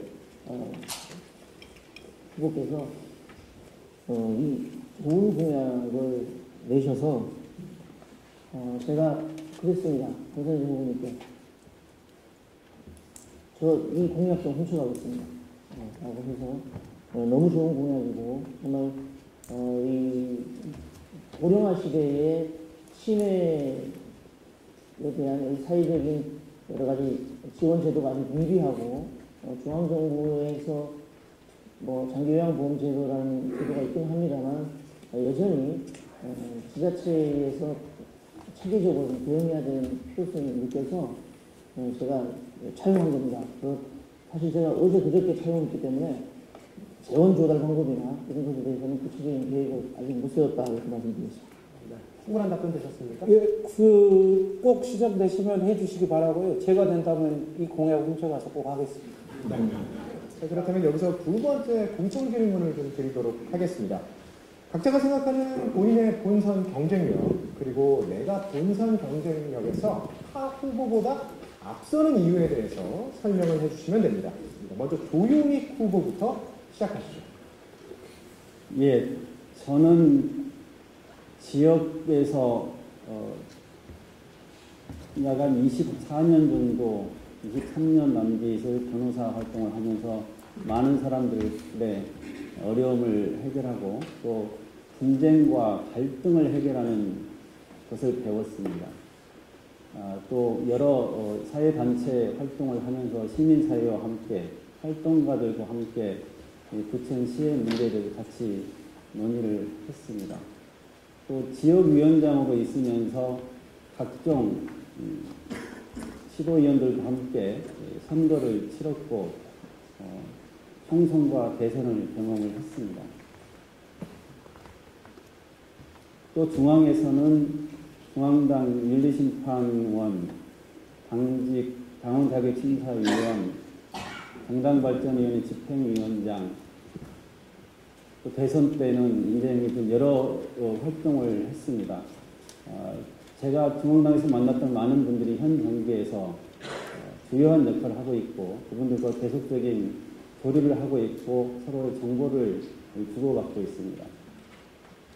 제가 지역에서 활동했던 많은 분들의 의견과 중앙 네트워크를 살리면 누구보다도 우리 부천을 강하고 단단하게 만들 수 있고, 에스토니아가 그랬듯이 정보통신 최강도시로 만들고 그것이 우리 국민들의 삶이 나아지는 것이고, 그것이 문재인 정부가 말하는 사람중심 경제, 소득주도 성장, 그 경제성장의 효과와 결실이 시민들, 국민들 개개인에게 골고루 퍼져서 시민들의 삶이 나아지는 이런 역할을 하는데 제가 다른 후보들보다는 더 경쟁력이 있다. 저는 그렇게 생각하고 있고, 많은 준비를 해왔고 많은 사람들과 협력하고 있다는 것을 말씀드리고 싶습니다.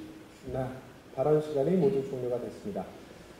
조용익 후보의 내가 본선 경쟁력에서 앞서는 이유 함께 들어보셨고요.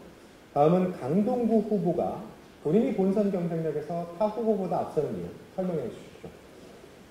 2006년 지방선거에서 첫 출마를 하면서 제가 몸담았던 한국노총 부천 지역지구의 조직적 결정을 통해서 정치에 입문하게 되었습니다.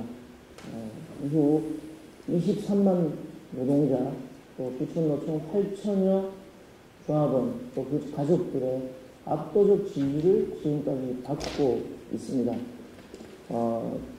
노동자 서민 계층의 핵심적 지지층을 가지고 있는 유일한 후보가 바로 저 강동구입니다. 또한 자유한국당을 포함한 민주당 현재 후보 중에서 지역 고용 인적자원 개발 사업에 경험이 있는 후보가 저 강동구입니다. 저는 부천 노사전 운전협의회 실무위원장 6년을 이끌면서 지역 고용 인적사업단 대표를 맡아서 사람과 사람, 사람과 기업을 연결하는 일자리 문제를 직접 챙겨오고 성과를 냈던 경험이 있습니다. 또한 우리 부천 노사운전협의회가 아까도 말씀드렸습니다만 대한민국을 대표하는 지역 고용 거버넌스가 아주 잘 되어 있는 지역이고 또 이것이 OECD에 보고되면서 세계적인 모범 사례로까지 만들어졌던 그 갈등 조정에 대한 제 경험, 이것이 또 제 장점입니다. 저 강동구는 노동조합과 그 구성원, 조직원, 또 일자리 해결 전문가, 양방향 소통 갈등 조정 전문가로 베스트 부천을 만드는 적임자입니다. 노무현 가치 문재인처럼이라는 슬로건으로 올바른 시민정신으로 무장된 부천시 강동구의 정체성이 가장 경쟁력이라고 생각합니다. 네. 강동구 후보의 내가 본선 경쟁력에서 타 후보보다 앞서는 이유 함께 들어보셨습니다. 자, 다음은 장덕천 후보에게 공통질문 답변 시간 드리도록 하겠습니다. 발언 시간은 2분입니다. 지금은 북핵 문제, 남북 평화, 지방 분권 등 국가나 지방 모두 중요한 시기입니다. 안정적 국정 운영과 이를 뒷받침하는 지방 정부의 운영이 무엇보다 필요한 시기입니다. 한편 부천시장은 86만 시민의 대표입니다. 부천시장은 이러한 대도시 시장으로서의 품격과 실력을 겸비해야 합니다. 뿐만 아니라 타인에게 휘둘리지 않고 또 정책을 제대로 추진할 수 없을 정도의 반대에 부딪히지도 않아야 합니다. 이러한 면에서 볼 때 제가 정치한 기간이 짧은 것이 오히려 장점이 될 수 있다고 생각합니다. 먼저 저는 지역적 이해관계로부터 자유롭고 우리 당내는 물론 야당과 시민단체 등과의 정치적 운원도 없습니다. 오히려 좋은 관계를 유지하고 있습니다. 이러한 환경을 바탕으로 시정이 탄력을 받을 수 있을 것이라 생각합니다. 제가 자치분권이 강화되는 시기 시장으로 가장 적합하다고 생각합니다. 저는 정치학을 전공했고 변호사로서 부천시 고문변호사를 연임하고 현재는 경기도 고문변호사를 하고 있습니다. 자치분권이 강화된다는 것은 주로 중앙정부의 권한이 지방정부에 의존되고 지방정부의 재량이 늘어난다는 뜻입니다. 관을 7년 했습니다. 호남고속철도 조기 착공을 김동철 의원님 보좌관으로 있을 때 안 하시겠다는 것을 의원님을 꼬셨습니다. 호남철, 김동철이면 사선하십니다. 하고 2달 동안 집에 안 들어가고 자료집 만들어서 전국에 2,000곳 뿌렸습니다. 노무현 대통령께 설득했습니다. 경제성이 아니라 정치적인 판단들이 필요한 사업이 호남고속철도라고 말씀드렸고 1년 반만 노무현 대통령께서 들어주셨습니다. 김동철 의원님 지금 사선하고 계십니다. 저는 정책적으로 탁월한 발굴 감각을 제가 가지고 있다고 생각합니다. 시장은 어느 산에 올라갑시다 하고 잘못 올라갔네 내려갑시다 이러면 안 됩니다. 잘 준비되어 있어야 됩니다. 부천의 전설처럼 떠도는 580페이지짜리 제가 만든 책입니다. 여기에 부천은 어떻게 100년 미래를 설명할 것인가를 세세하게 누구보다 잘 준비되어 있습니다. 뉴타운 문제, 부천에 엄청난 문제였습니다. 제가 뉴타운 해결사로 가서 도에서 뉴타운 특위위원장으로 매몰 비용 등등 해가지고 직권 해제할 조항 전국에서 최초로 해결해 내버렸습니다. 범한론, 삼선 국회의원도 도의사도 못했던 걸 6년 만에 제가 다 바꿔가지고 119억 원 가져와가지고 해냈습니다. 저는 문제 해결 능력이 있습니다. 단순히 땀만 흘리지 않겠습니다. 87만 시민이 다른 길로 가지 않도록 잘못 길로 가지 않도록 엄청나게 준비했습니다. 그 강점이 저에게는 있습니다. 경기도 민생 연합정치 2년 동안 주도하면서 단 한 번도 싸우지 않고 의원님들을 2년 동안 잘 이끌었습니다. 그 상생과 대화의 정치 잘하겠습니다. 네, 발언 시간이 모두 마무리가 됐습니다. 김동석 후보가 내가 본선 경쟁에서 타 후보보다 앞서는 이유 들어봤고요. 다음은 유재구 후보의 공통질문 답변이 있겠습니다. 역시 발언 시간은 2분입니다. 여러분 아시다시피 제가 시의원 4선 도의원 2선 23년의 시도위원회 경륜을 갖고 있습니다. 무엇보다도 문제 접근 가장 잘할 수 있는 사람은 누구였습니까? 그리고 많은 후보들이 정책을 내놓고 있습니다만 사실 세원 발굴의 문제를 투명하게 얘기하시는 분은 별로 없습니다. 아무리 좋은 정책도 돈이 있어야 해결하는 거 아니겠습니까? 저는 세원 발굴의 문제를 정확하게 제시하고 앞으로 부천시보다 더 잘 살게 할 수 있는 요인을 분명히 말하고 있습니다. 저는 이제 부천시에서 의장도 했지만 사실 경기도에서 예산결산 특별위원장, 입법정책위원장을 담당 경험을 갖고 있습니다. 무엇보다 돈의 흐름을 정확히 알고 있습니다. 어디서 돈을 써야 어디로 보낼 수 있는지, 또 어떤 제도를 만들어야 부천시가 제대로 살 수 있고 정부로부터 인정받을 수 있는 그런 정책들을 관철시킬 수 있는지, 저보다 더 많이 하는 사람이 어디 있겠습니까? 많이 듣는다. 그렇죠. 많이 들으려면 무엇보다 접촉을 많이 해야 돼요. 가장 많이 접촉하고 사람들을 만날 수 있는 사람이 누굴까요? 바로 저입니다.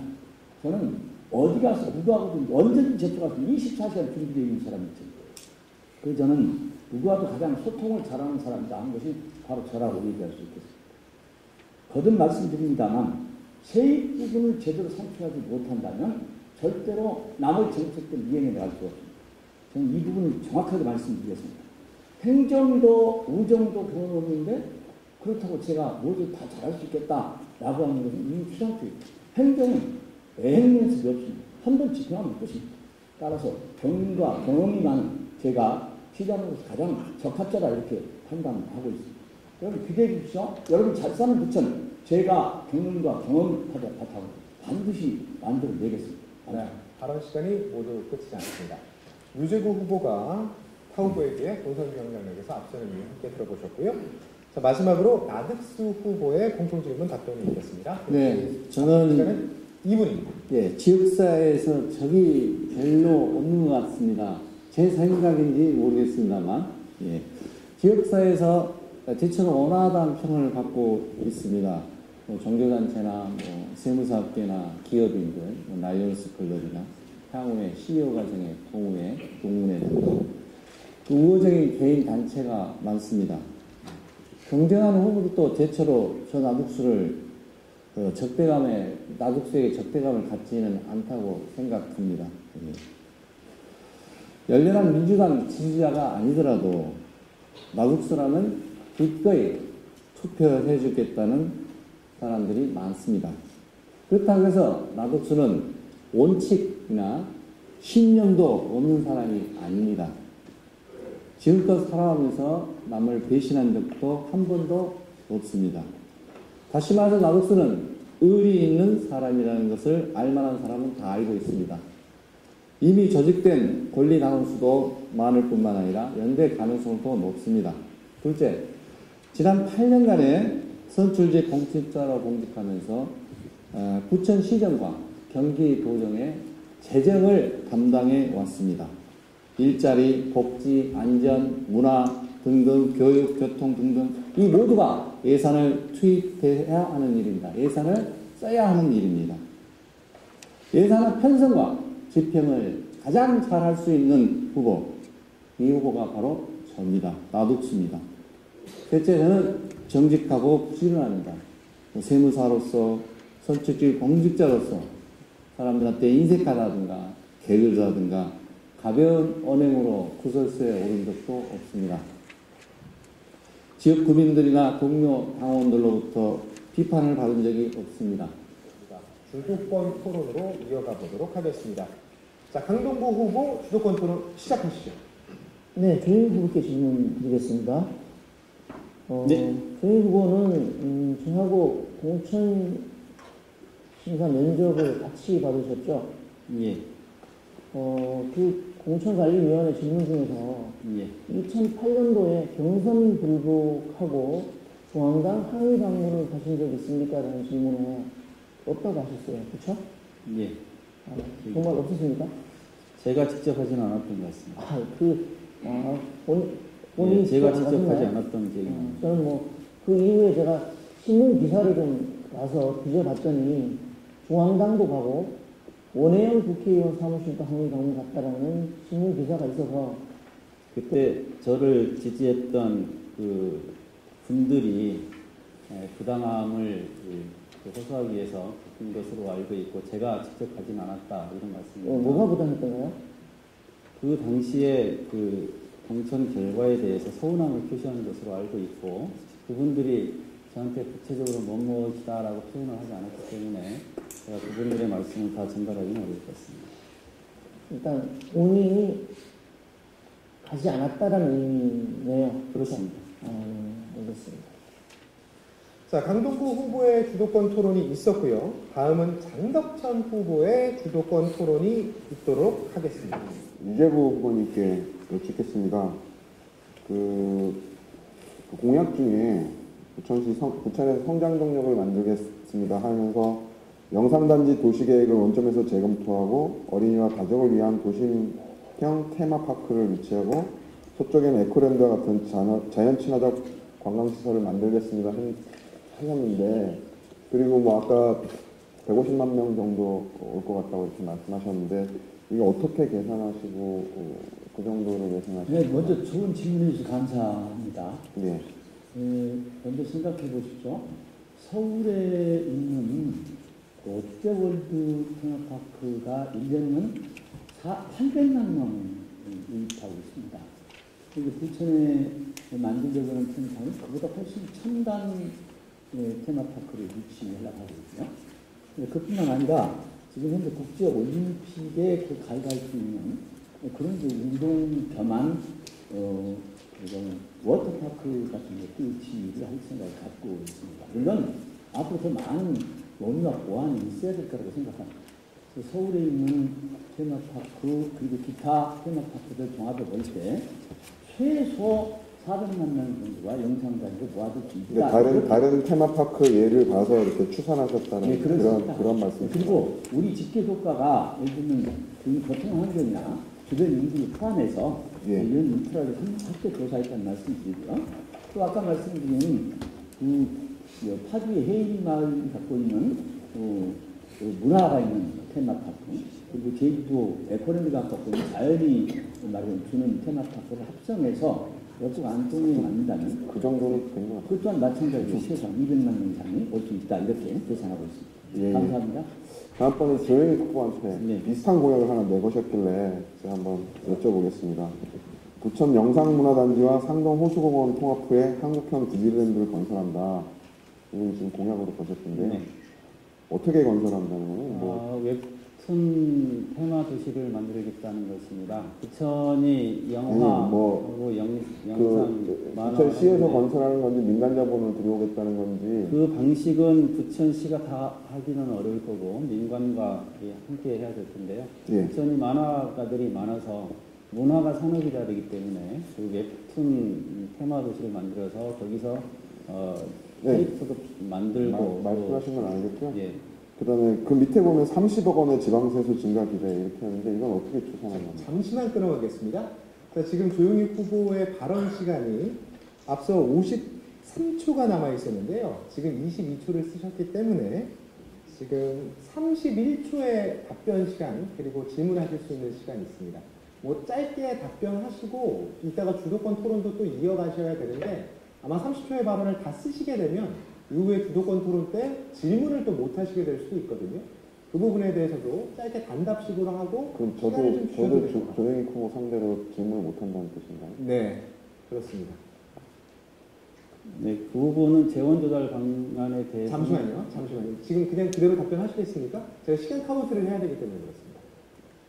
예. 네. 자, 그러면은 제가 답변하십시오 하면은 답변해 주시기 바랍니다. 네, 답변해 주시죠. 재원 조달 방법은 다음에 차후에 말씀드리겠습니다. 재원 조달이 어떻게 되든 간에 영상문화단지하고 상동 호수공원을 통합하면 어마어마한 땅입니다. 그죠? 그 땅을 집어넣고 1년에 30억 원 지방세 수익을 얻고자 해먹 디즈니랜드 건설한다는 건 저로서는 좀 이해가 안 가는 공약이라 한번 여쭤봤고요. 아까 교통공약도 좀 그래서 여쭤봤던 거고요. 그 다음에 부천 전역에 공공 와이파이 확대 실시와 관련해서 제가 좀 찾아보니까 그 서울시장 후보인 우상호 후보가 이거를 공약을 걸었다가 전문가들로부터 상당히 크된 비판을 좀 언론을 통해서 받았더라고요. 그래서 이런 구체적인 그 기술적인 방법이나 뭐 이런 게 다 구비되어 있는 건지 한번 확인하는 질문을 하고 싶었습니다. 네, 나득수 후보님께 나득수 후보님께 질문드리겠습니다. 수도권 토론 진행하시죠. 네. 그 안전정책과 관련해서 보면은 고가차도 철거, 신흥, 중동, 무지개 이렇게 해 놓으셨는데 네. 그 밑에 보면 소방 차량 운행을 방해하는 신흥 고가차도 철거 이렇게 해 놓으셨는데 뭐 이거 고가차도 철거에 따른 다른 교통 대책은 갖고 계신 건가요? 근데 고가도 철거하면 오히려 교통지역이 완화되는 것처럼 이렇게 설명을 해 놓으셨던데 전에 양남동 고가철도를 철거를 했더니 교통 흐름이 10분이 더 빨라졌다고 하는 연구 결과가 나왔습니다. 그래서 그걸 참조해서 고가차도를 철거를 공약으로 내세웠고요. 그 다음에 특히 신흥 고가차도는 소방차가 출동할 때 상당히 제약을 받는다고 합니다. 그래서 그것은 그 소방차는 원활한 운행을 위해서도 시장이 되면은 철거하도록 하겠습니다. 이게 고가차도를 철거했을 때 그 교통 흐름이 좋아졌다는 거는 그 지역의 교통 상황, 그 고가차도를 포함한 부분의 교통 상황에 따라서 다른 거 아닌가요? 이게 다른 곳에서 좋았다고 해서 부천에 고가차도 무조건 철거하면은 다 교통 흐름이 좋아지는 건가요? 거기에 대한 검토는 안 하신 건가요? 그래서 거기에 대한 영역을 위해서 연구 영역을 검토하겠습니다. 그리고 지금 무지개 고가차도 같은 경우에는 보면은 사고가 많이 나고 있습니다. 접촉사고요. 그러니까 그 고가차도를 철거함으로써 어떤 교통의 교통이 온활해질 거라는 그런 용역을 제가 한번 해보겠습니다. 그럼 누구에게 질문하시겠습니까? 강동구 후보한테 한번. 강동구 후보께 질문드리겠습니다. 질문 시작하시죠. 예, 후보님이 최근에 더 이상 대형 토건 사업은 없다. 뭐 이렇게 밝히셔서 대장동 사업 개발에 대해서 개발 중단 입장인지 뭐 그건 아니라고 지금 제가 볼 때는 봤는데 기존에 진행 중인 거 외에는 추가적으로 뭐 대형 토건 사업은 하지 않겠다 이제 이런 의미로 저는 받아들였거든요. 예, 그렇습니다. 지금 이미 이제 잘 아시겠지만 행정이라고 하는 것이 특히 이제 대형 프로젝트라고 하는 것이 뭐 시장이나 공무원이 자다가 벌떡 일어나서 정책을 하나 만들어내는 것이 아닙니다. 수년간 연구, 용역, 지역 주민들의 의견 수렴, 공청회, 토론회, 뭐 다양한 그런 행정이 해야 될 절차와 법과 절차를 밟아서 이 하나의 이 사업이 계획이 입안이 되는 것이거든요. 그래서 제가 말씀드리고 싶은 건 이제 뭐 입장은 충분히 이해해 드리는데 그래서 더 이상 대형 토건 사업은 없다 하면 기존에 지금 어느 정도 전임 시장, 지금 현직 시장이죠. 확정된 시장 사업이 좀 약간 대형 토건 사업 위주의 좀 부정적인 의미가 있는 것 같아서. 그거는 이제 언론에서 대형 토건으로 이렇게 쓴 것이고요. 저는 더 이상 하드웨어 사업을 하지 않겠다 했는데 뭐 같은 의미이긴 합니다만 토건 하면 약간 부정적인 의미가 있는데 계획된 사업은 차질 없이 진행할 겁니다. 지금 계획된 사업들은 다 진행하시겠다는 말씀이시죠? 네. 조용익 후보, 장덕천 후보께 질문, 수도권 토론 시작하시죠. 두 분 변호사에게 질문하겠습니다. 이 자리에 계신 두 분 변호사는 총선에 출마한 적이 있으십니다. 부천시장의 자리는 국회의원 하려고 했다가 시장 하려고 했다가 그럴 수 있는 자리 아닙니다. 이 자리에 있는 도의원과 시의원들은 시를 견제하고 도를 견제하다 보면 행정을 잘 파악할 수밖에 없게 되어 있습니다. 그런데 국회의원을 하시겠다고 왜 시장을 하시겠다는지 그 부분들에 대한 의문이 있어서 개별 질문하겠습니다. 장덕춘 변호사님께서는 지난 총선에 출마하심으로 인해서 우리 당에 입당하신 지가 얼마 되지 않으셨습니다. 좋은 인품을 가지고 계시지만은 우리 당을 대표해서 시장을 하실 수 있을 만한 판단, 자질과 이런 것들이 있다고 스스로 판단하신 것인지 답변해 주시기 바랍니다. 자, 장덕천 후보 42초 시간 남아 계시고요. 답변해 주시죠. 네, 뭐 국회의원 출마했던 경력이 있습니다. 그 국회의원의 그 의정 활동과 그 다음에 시장으로서의 그 업무 능력이 뭐 정치인으로서의 큰 차이는 없다고 보고요. 자치분권이 강화도는 속에서 사실 시장의 업무가 상당히 늘어날 것으로 기대를 하고 저도 시장에 도전을 했습니다. 뭐 시의원 하시는 분들이 시장 도전하는 거와 국회의원 도전했다가 시장 오는 게 의원과 시장 차이인데 크게 뭐 차이는 없을 것 같고요. 그 다음에 뭐 당 경력이 짧다고 하셨는데 제가 당원으로 가입하기 이전부터도 우리 당의 정체성과 맞는 그런 삶을 살아왔고 그런 신념 안에서 쭉 의롭게 살아왔다고 생각하고 있습니다. 네, 그래서 자, 장덕천 후보는 모든 발언 시간이 종료가 됐습니다. 김종석 후보. 시간을 감안해서 짧게 답변할 수 있게 질문을 드리겠습니다. 조영희 후보께서는 2012년 공천을 받으신 이후에 우리 당을 탈당하지는 않았지만 무소속 후보를 지원하고 거기 가셔서 선거대책본부장 역할까지 맡으셨습니다. 이러고 문재인 후보를 지키시겠다고 이번에 주장하고 계십니다. 많은 분들이 사과를 요구했으나 기자회견에서도 제대로 사과를 하지 않으셨습니다. 이 자리에서 사과를 할 용의가 있으십니까? 없으십니까?를 단답으로 답해 주시기 바랍니다. 제가 선거대책본부장으로 이런 바가 없습니다. 네, 이어가시죠. 이상 질문 마치겠습니다. 먼저 장덕천 의원과 강동구 의원께 조금 전하겠습니다. 네, 하지만 장덕천 후보는 답변을 하지 못하십니다. 네. 그리고 장덕천 의원님 빼고요. 네. 강동구 의원님께 질문하도록 하겠습니다. 네, 먼저 강동구 후보께 질문 시작해 주시죠.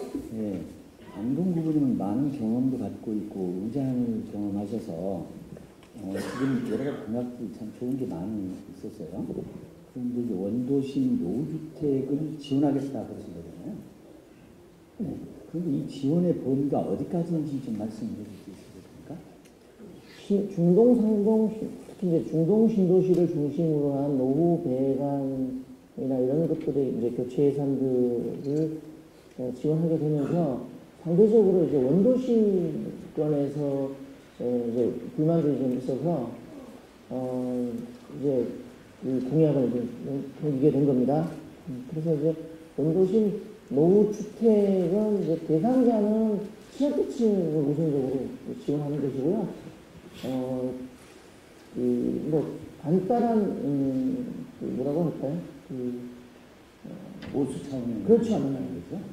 근데 결과적으로 얘기하면 리모델링이나 근본적 문제를 해주는 것이 아니고 현재 부천시장은 사업의 범주를 벗어나지 않는다. 그런 뜻으로 이해하면 되겠습니까? 그 사업을 좀 더 세분화시키고 좀 더 합의시키겠다는 의미로 보십니까? 그렇습니까? 저는 이런 말씀을 좀 드리겠습니다. 사실은요, 형평의 문제가 있지만 저소득층까지 포함한 것을 우선한다라고 한다면, 만약에 좋은 결과가 있으시면 더 적극적 방법으로 사실 원도심을 지원할 필요가 있다. 이렇게 주문하고 싶습니다. 네, 뭐 지원의 한계가 있으니까. 네. 두 번째는 김종석 후보님께 해드리겠습니다. 김종석 후보께 질문 시작해 주시죠. 후보님께서 좋은 정책도 많이 가지고 있을 때 제가 좀 눈여겨보는 게 하나 있습니다. 부천화폐 만드시겠다는 말씀이잖아요. 네. 저는 이 부천화폐라고 하는 것은 이해가 잘 가지 않고요. 이게 만약에 통용이 된다면 과연 어떤 결과가 될지 이런 것에 대해서 본인 정책으로 위반하셨습니까? 좀 설명해 주시면 좋겠습니다. 예, 성남하고 노원구에서는 블록체인 기술까지를 포함한 것을 했고요. 성남에서는 익히 발행을 해가지고 이거는 쉽게 말하면 부천의 업체들에서만 통용되는 화폐인 겁니다. 그래서 부천의 시장에 가서 쓸 수 있거나 가게에 가서 쓸 수 있거나 부천 소재에 상업하시는 분들에게 돈처럼 쓸 수 있는 것이기 때문에 이 돈이 외부로 유출되지 않고 그대로 부천에 남아서 돈다라는 장점이 있습니다. 그래서 이 부분들에 대해서는 시에서 투자한 금액의 일정 금액들을 화폐로, 이 부천에서만 통용되는 화폐로 발행해서 운영하겠다라는 그런 의미입니다. 그러시군요. 그렇다면 지금 말씀드린 재원은 어디서 확보한 겁니까? 재원 자체에 대해서는 부천의 예산에서 지원되고 있는 것들도 많이 있기 때문에 그 관련된 예산 편성의 일정 부분의 비율만큼을 부천 화폐로 활용되게 하겠다라고 하겠다라는 거예요. 그런데 지금 성남과 노원에서 시행하고 있는 것들이 성공률이 아닙니까? 성남에서 하는 것에 대해서는 엄청난 성공이라고 생각하고 있고요. 그래서 성남 시장을 하셨던 이재명 시장은 도지사가 된다면 우리 또한 경기도에서 대대적으로 확대하겠다라고 이미 공약으로 밝힌 바 있습니다. 예, 재래시장을 이용한 재래시장 이용권도 사실상 지금 크게 효과를 못 보고 있는 게 사실이잖아요. 그리고 실질적으로 갖고 싶어 하지 않는 상인들이 많이 있어서 외부의 성공이 과연 부천 성공인지가 이거에 대해서는 좀 검증해 볼 수 있지 않을까요? 네, 동의합니다. 잘 검증해 보겠습니다. 이 질문은 장덕준 후보하고 조영희 후보한테 하려고 했으나 시간이 없으니까 유재구 후보님과 김종석 후보님께 하겠습니다. 우리 지방분권 개헌이 지금 이루어지고 있지 않습니까? 그러면 지방분권이 이루어지면 재정분권 또한 이루어져야 하는 거 아닙니까? 그렇죠? 그럼 재정분권을 이루어지는데, 그럼 우리 지방자치단체마다 과세 자주권을 확보해야 하는 그 상황입니다. 그러면 유재구 후보님이 가지고 있는 과세 자주권 확보 또는 확대 방안을 가지고 계신가요? 그렇습니다. 저는 국가가 지금까지 지방자치가 배분 비율이 2대8 정도 된다고 6대4로 해달라고 하는 요구가 좀 끊임없이 있는 거 아니겠습니까? 당연히 저는 세수 문제 예방 확보를 위해서 지방권이 강화되어야 된다는 것을 적극적으로 찬성하고요. 앞으로 그런 문제를 관찰을 위해서 최선의 노력을 다 할 계획입니다. 그래야만이 지방자치가 일어나고 결국은 경쟁력 있는 도시를 만들 수 있다고 생각하고, 이 문제는 앞으로 우리 후보님들과 최선의 노력을 통해서 제가 이루어질 수 있도록 그렇게 해내겠습니다.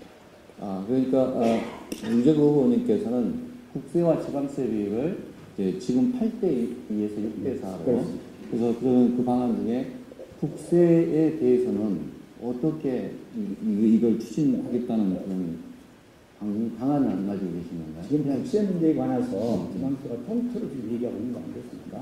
어쨌든 간에 지방 이양을 해달라고 하는 우리 분열 문제를 빼달라 이렇게 요구하는 것이기 때문에요. 지금 말한 국세와 지방세를 통틀어 비율을 따진다면 국세 대부분 더 늘려야 된다 이렇게 알겠습니다. 그러면 그 한 가지 방법만 있는 것이죠. 그럼 김종석 의원님께 김종석 후보께 질문하겠습니다.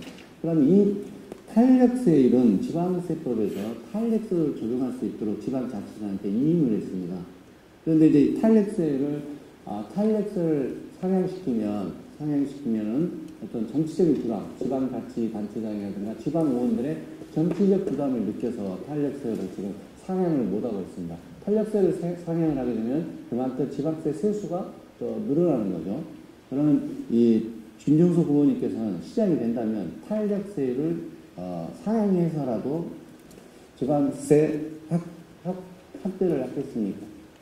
너무 좀 좁게 보신 것 같고요. 저는 지방분권을 하기 위해서는 지방세하고 중앙정부의 국세 맞교환도 필요하다고 보고요. 우리가 법령에 의해서 조례를 하기도 되기 때문에 개헌이 되지 않으면 과세를 할 수가 없게 되어 있습니다. 그래서 분권을 개헌을 하자는 것이고, 저는 의회에 있으면서 이 또한 준비를 철저히 해서 300페이지짜리 책자 만들어서 청와대, 국회, 전국에 다 뿌렸습니다. 그러는데 그 주요 내용들이 문재인 대통령께서 발표하신 개헌안하고 같습니다. 그래서 이 내용들에 대해서는 좀 더 크게 저는 개헌이 이루어지는 데 있어서 매진해서 나가야 된다고 보고요. 중앙정부에서 그 가닥이 잡혀야만이 우리에게 실질적으로 그 효과들이 온다라는 말씀드립니다. 김종석 후보께서는 다른 후보에 비해서 상대적으로 지역 행사를 많이 다니지 않으셨는데 이렇게 평가를 받고 알고 계신가요? 예, 정책연구원이라고 못 갔습니다. 지역의 여러 여론을 듣고 소통하는데 부족함이 있다고 생각하지는 않습니까? 전혀 그렇게 생각하지 않습니다. 이제 마무리 인사입니다. 치열했던 주도권 토론 모두 마무리가 됐는데요. 이 방송을 보는 시청자 여러분의 반응 또 어느 때보다 좀 중요할 것 같습니다. 못다한 말씀할 수 있는 마무리 인사 시간 좀 드리도록 하겠습니다. 시장의 리더십 매우 중요합니다. 당원들을 단결시키고 시민들을 단결 통합시켜서 시정의 밑바탕을 이룰 수 있습니다. 리더십은 정책 신념과 과거의 삶이 담겨 있습니다. 여기 있는 시장 후보 모두에 대해서 과거의 삶을 인터넷을 통해서 한번 잘 살펴주시기 바랍니다. 시민들의 피 같은 세금 아껴서 쓰겠습니다. 꼭 필요한 곳에, 시민들이 절실히 요구하는 곳에 먼저 쓰겠습니다. 그래서 민생 공약 위주로 정책을 만들었습니다. 인프라뿐만 아니라 시민들 개개인의 욕구를 충족할 수 있는 정책에 집중하겠습니다. 잘 준비되고 유능한 시장이 될 수 있다고 생각합니다. 저 장덕천을 꼭 선택해 주십시오. 감사합니다. 존경하는 부천 시민 여러분, 저 시장 꼭 하고 싶습니다. 손을 모아주십시오. 국회 보좌관 7년, 경기도 6년, 중앙에서 지역까지 소문난 정책통으로 이름 날렸습니다. 부천 100년 미래를 브랜드 디자인할 기회를 저에게 꼭 주십시오. 경영, 능력, 소통의 리더십을 보유한 저 김종석에게 반드시 기회를 주십시오. 부천 시민 모두의 꿈을 응원하겠습니다. 부천 시민과 소통하는 시장이 되겠습니다. 시민의 평생학습을 지원하는 시장이 되겠습니다. 민주주의를 소중하게 여기는 시장이 되겠습니다. 인치가 아닌 시스템 행정을 하는 시장이 되겠습니다. 그리고 시장이 잘한 것만 계승하는 시장이 되겠습니다. 오직 시민의 편의 시장이 되겠습니다. 문재인 대통령께서 도와주고 싶어하는 시장이 되겠습니다. 청와대는 임종석이 지킵니다. 부천시는 김종석이 지키겠습니다. 문재인 대통령과 함께 부천 시민 모두의 꿈을 응원하겠습니다. 부천 르네상스 시대를 활짝 열겠습니다. 네, 시민 여러분, 어떤 시장을 원하십니까? 여러분 곁에 있는 시장, 언제나 여러분의 말을 듣고 실행에 옮길 수 있는 시장, 능력과 실천할 수 있는 그런 역량을 가지고 있는 시장, 이런 사람 필요하지 않습니까? 23년의 의정동, 시의원과 도의원을 다 거치고 정책과 그리고 예산을 충분히 협력한 사람, 이보다 더 좋은 조건이 어디 있을까요? 거기에 덧붙여 저는 누구보다도 시민과 가까이 할 수 있는 아주 발빠른 부지런함이 있습니다. 언제나 여러분께서 여러분의 얘기를 경청하고 시정에 반영토록 하겠습니다. 저는 여기 우리 한선재 후보님 나오고 있습니다. 저는 후보님과 소통을 하면서 정말 많이 느꼈습니다. 많은 연구한 사람이 이렇게 소통이 잘 됩니다.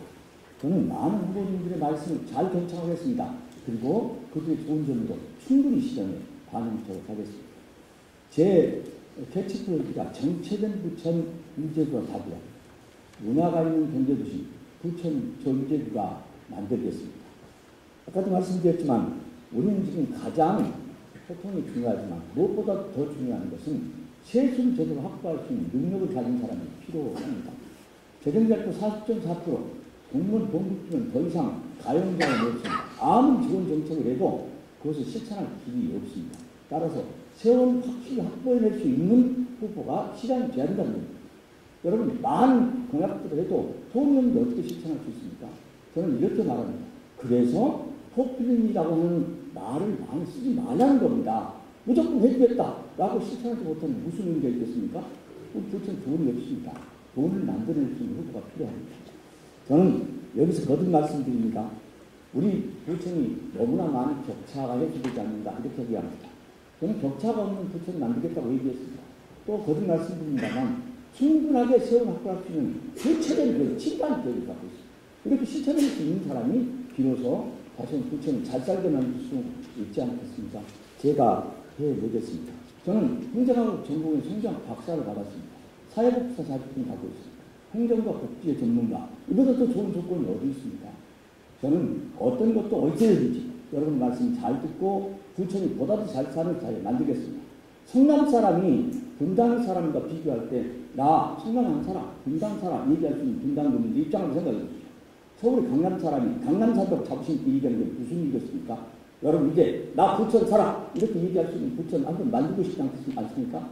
제가 여러분 부천 살아 이렇게 말할 수 있도록 부천 반드시 만들어내겠습니다. 사랑하고 존경하는 시민행복특별시 부천 시민 여러분, 저는 먼저 청년들에게 희망을 주는 일을 하겠습니다. 그리고 부천이라는 도시의 브랜드를 제대로 업그레이드 시키겠습니다. 세계화 시대에 또 다른 특징 중 하나가 도시 단위의 경쟁력을 중요시하고 있습니다. 우리도 도시 단위의 경쟁력 제고에 주목할 필요가 있습니다. 30분 거리에 양대 공항을 끼고 있고 젊은 공업도시, 문화예술도시인 부천의 특징을 최대한 활용해서 부천의 브랜드 가치를 획기적으로 향상시키겠습니다.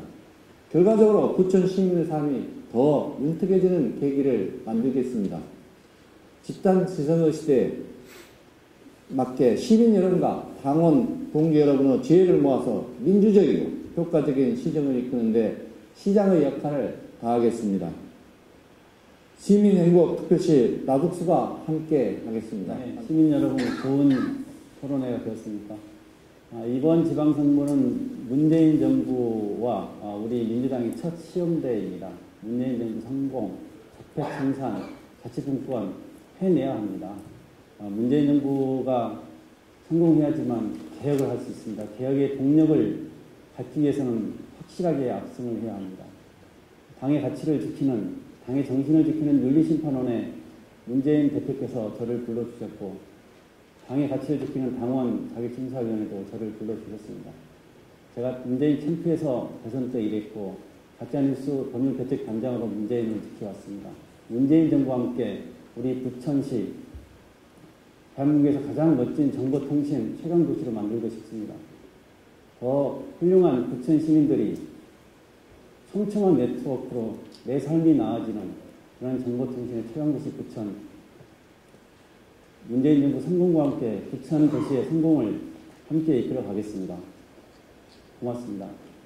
네, 부천 시민 여러분, 사랑스러운 당원 동지 여러분, 18년차 부천 시민 강동구입니다. 또 강동구는 부천의 대학 시절 부천 지역에서 학생운동을 했습니다. 또 노동 현장에서는 치열하게 노동운동을 했습니다. 나 자신의 입신 영달을 위해서가 아니라 사회적 약자를 위해서 앞장서서 싸워왔습니다. 또한 저 강동구는 정치적 결단을 요구받을 때마다 저 개인의 유리함과 불리함을 떠나서 민주당 정신에 충실하게 살았습니다. 어렵고 힘든 고비가 있었습니다만 그럴 때마다 당원 동지들이 함께 해주었고 큰 힘이 되었습니다. 그렇게 극복하고 지금 이 자리까지 왔습니다. 과거는 당당했고 현재는 부천 시민을 대변하는 삶, 그리고 완성도 높은 부천의 미래를 준비할 안심 후보입니다. 깐깐하게 제대로 준비했습니다. 지역주의 타파, 반칙과 특권 거부, 원칙과 상식이 통하는 사람 사는 세상을 외쳤던 바보 노무현의 눈물과 문재인 정신을 이어가신 시장이 되겠습니다. 더불어민주당 경기도당이 주관한 부천시장 후보 경선 토론회 모두 마무리가 됐습니다. 유권자 여러분의 선택에 큰 도움이 됐기를 바랍니다. 6명의 후보 모두 수고하셨고 누가 되든지 오늘 말씀하신 공약 모두 실천해 주시기를 부탁드립니다.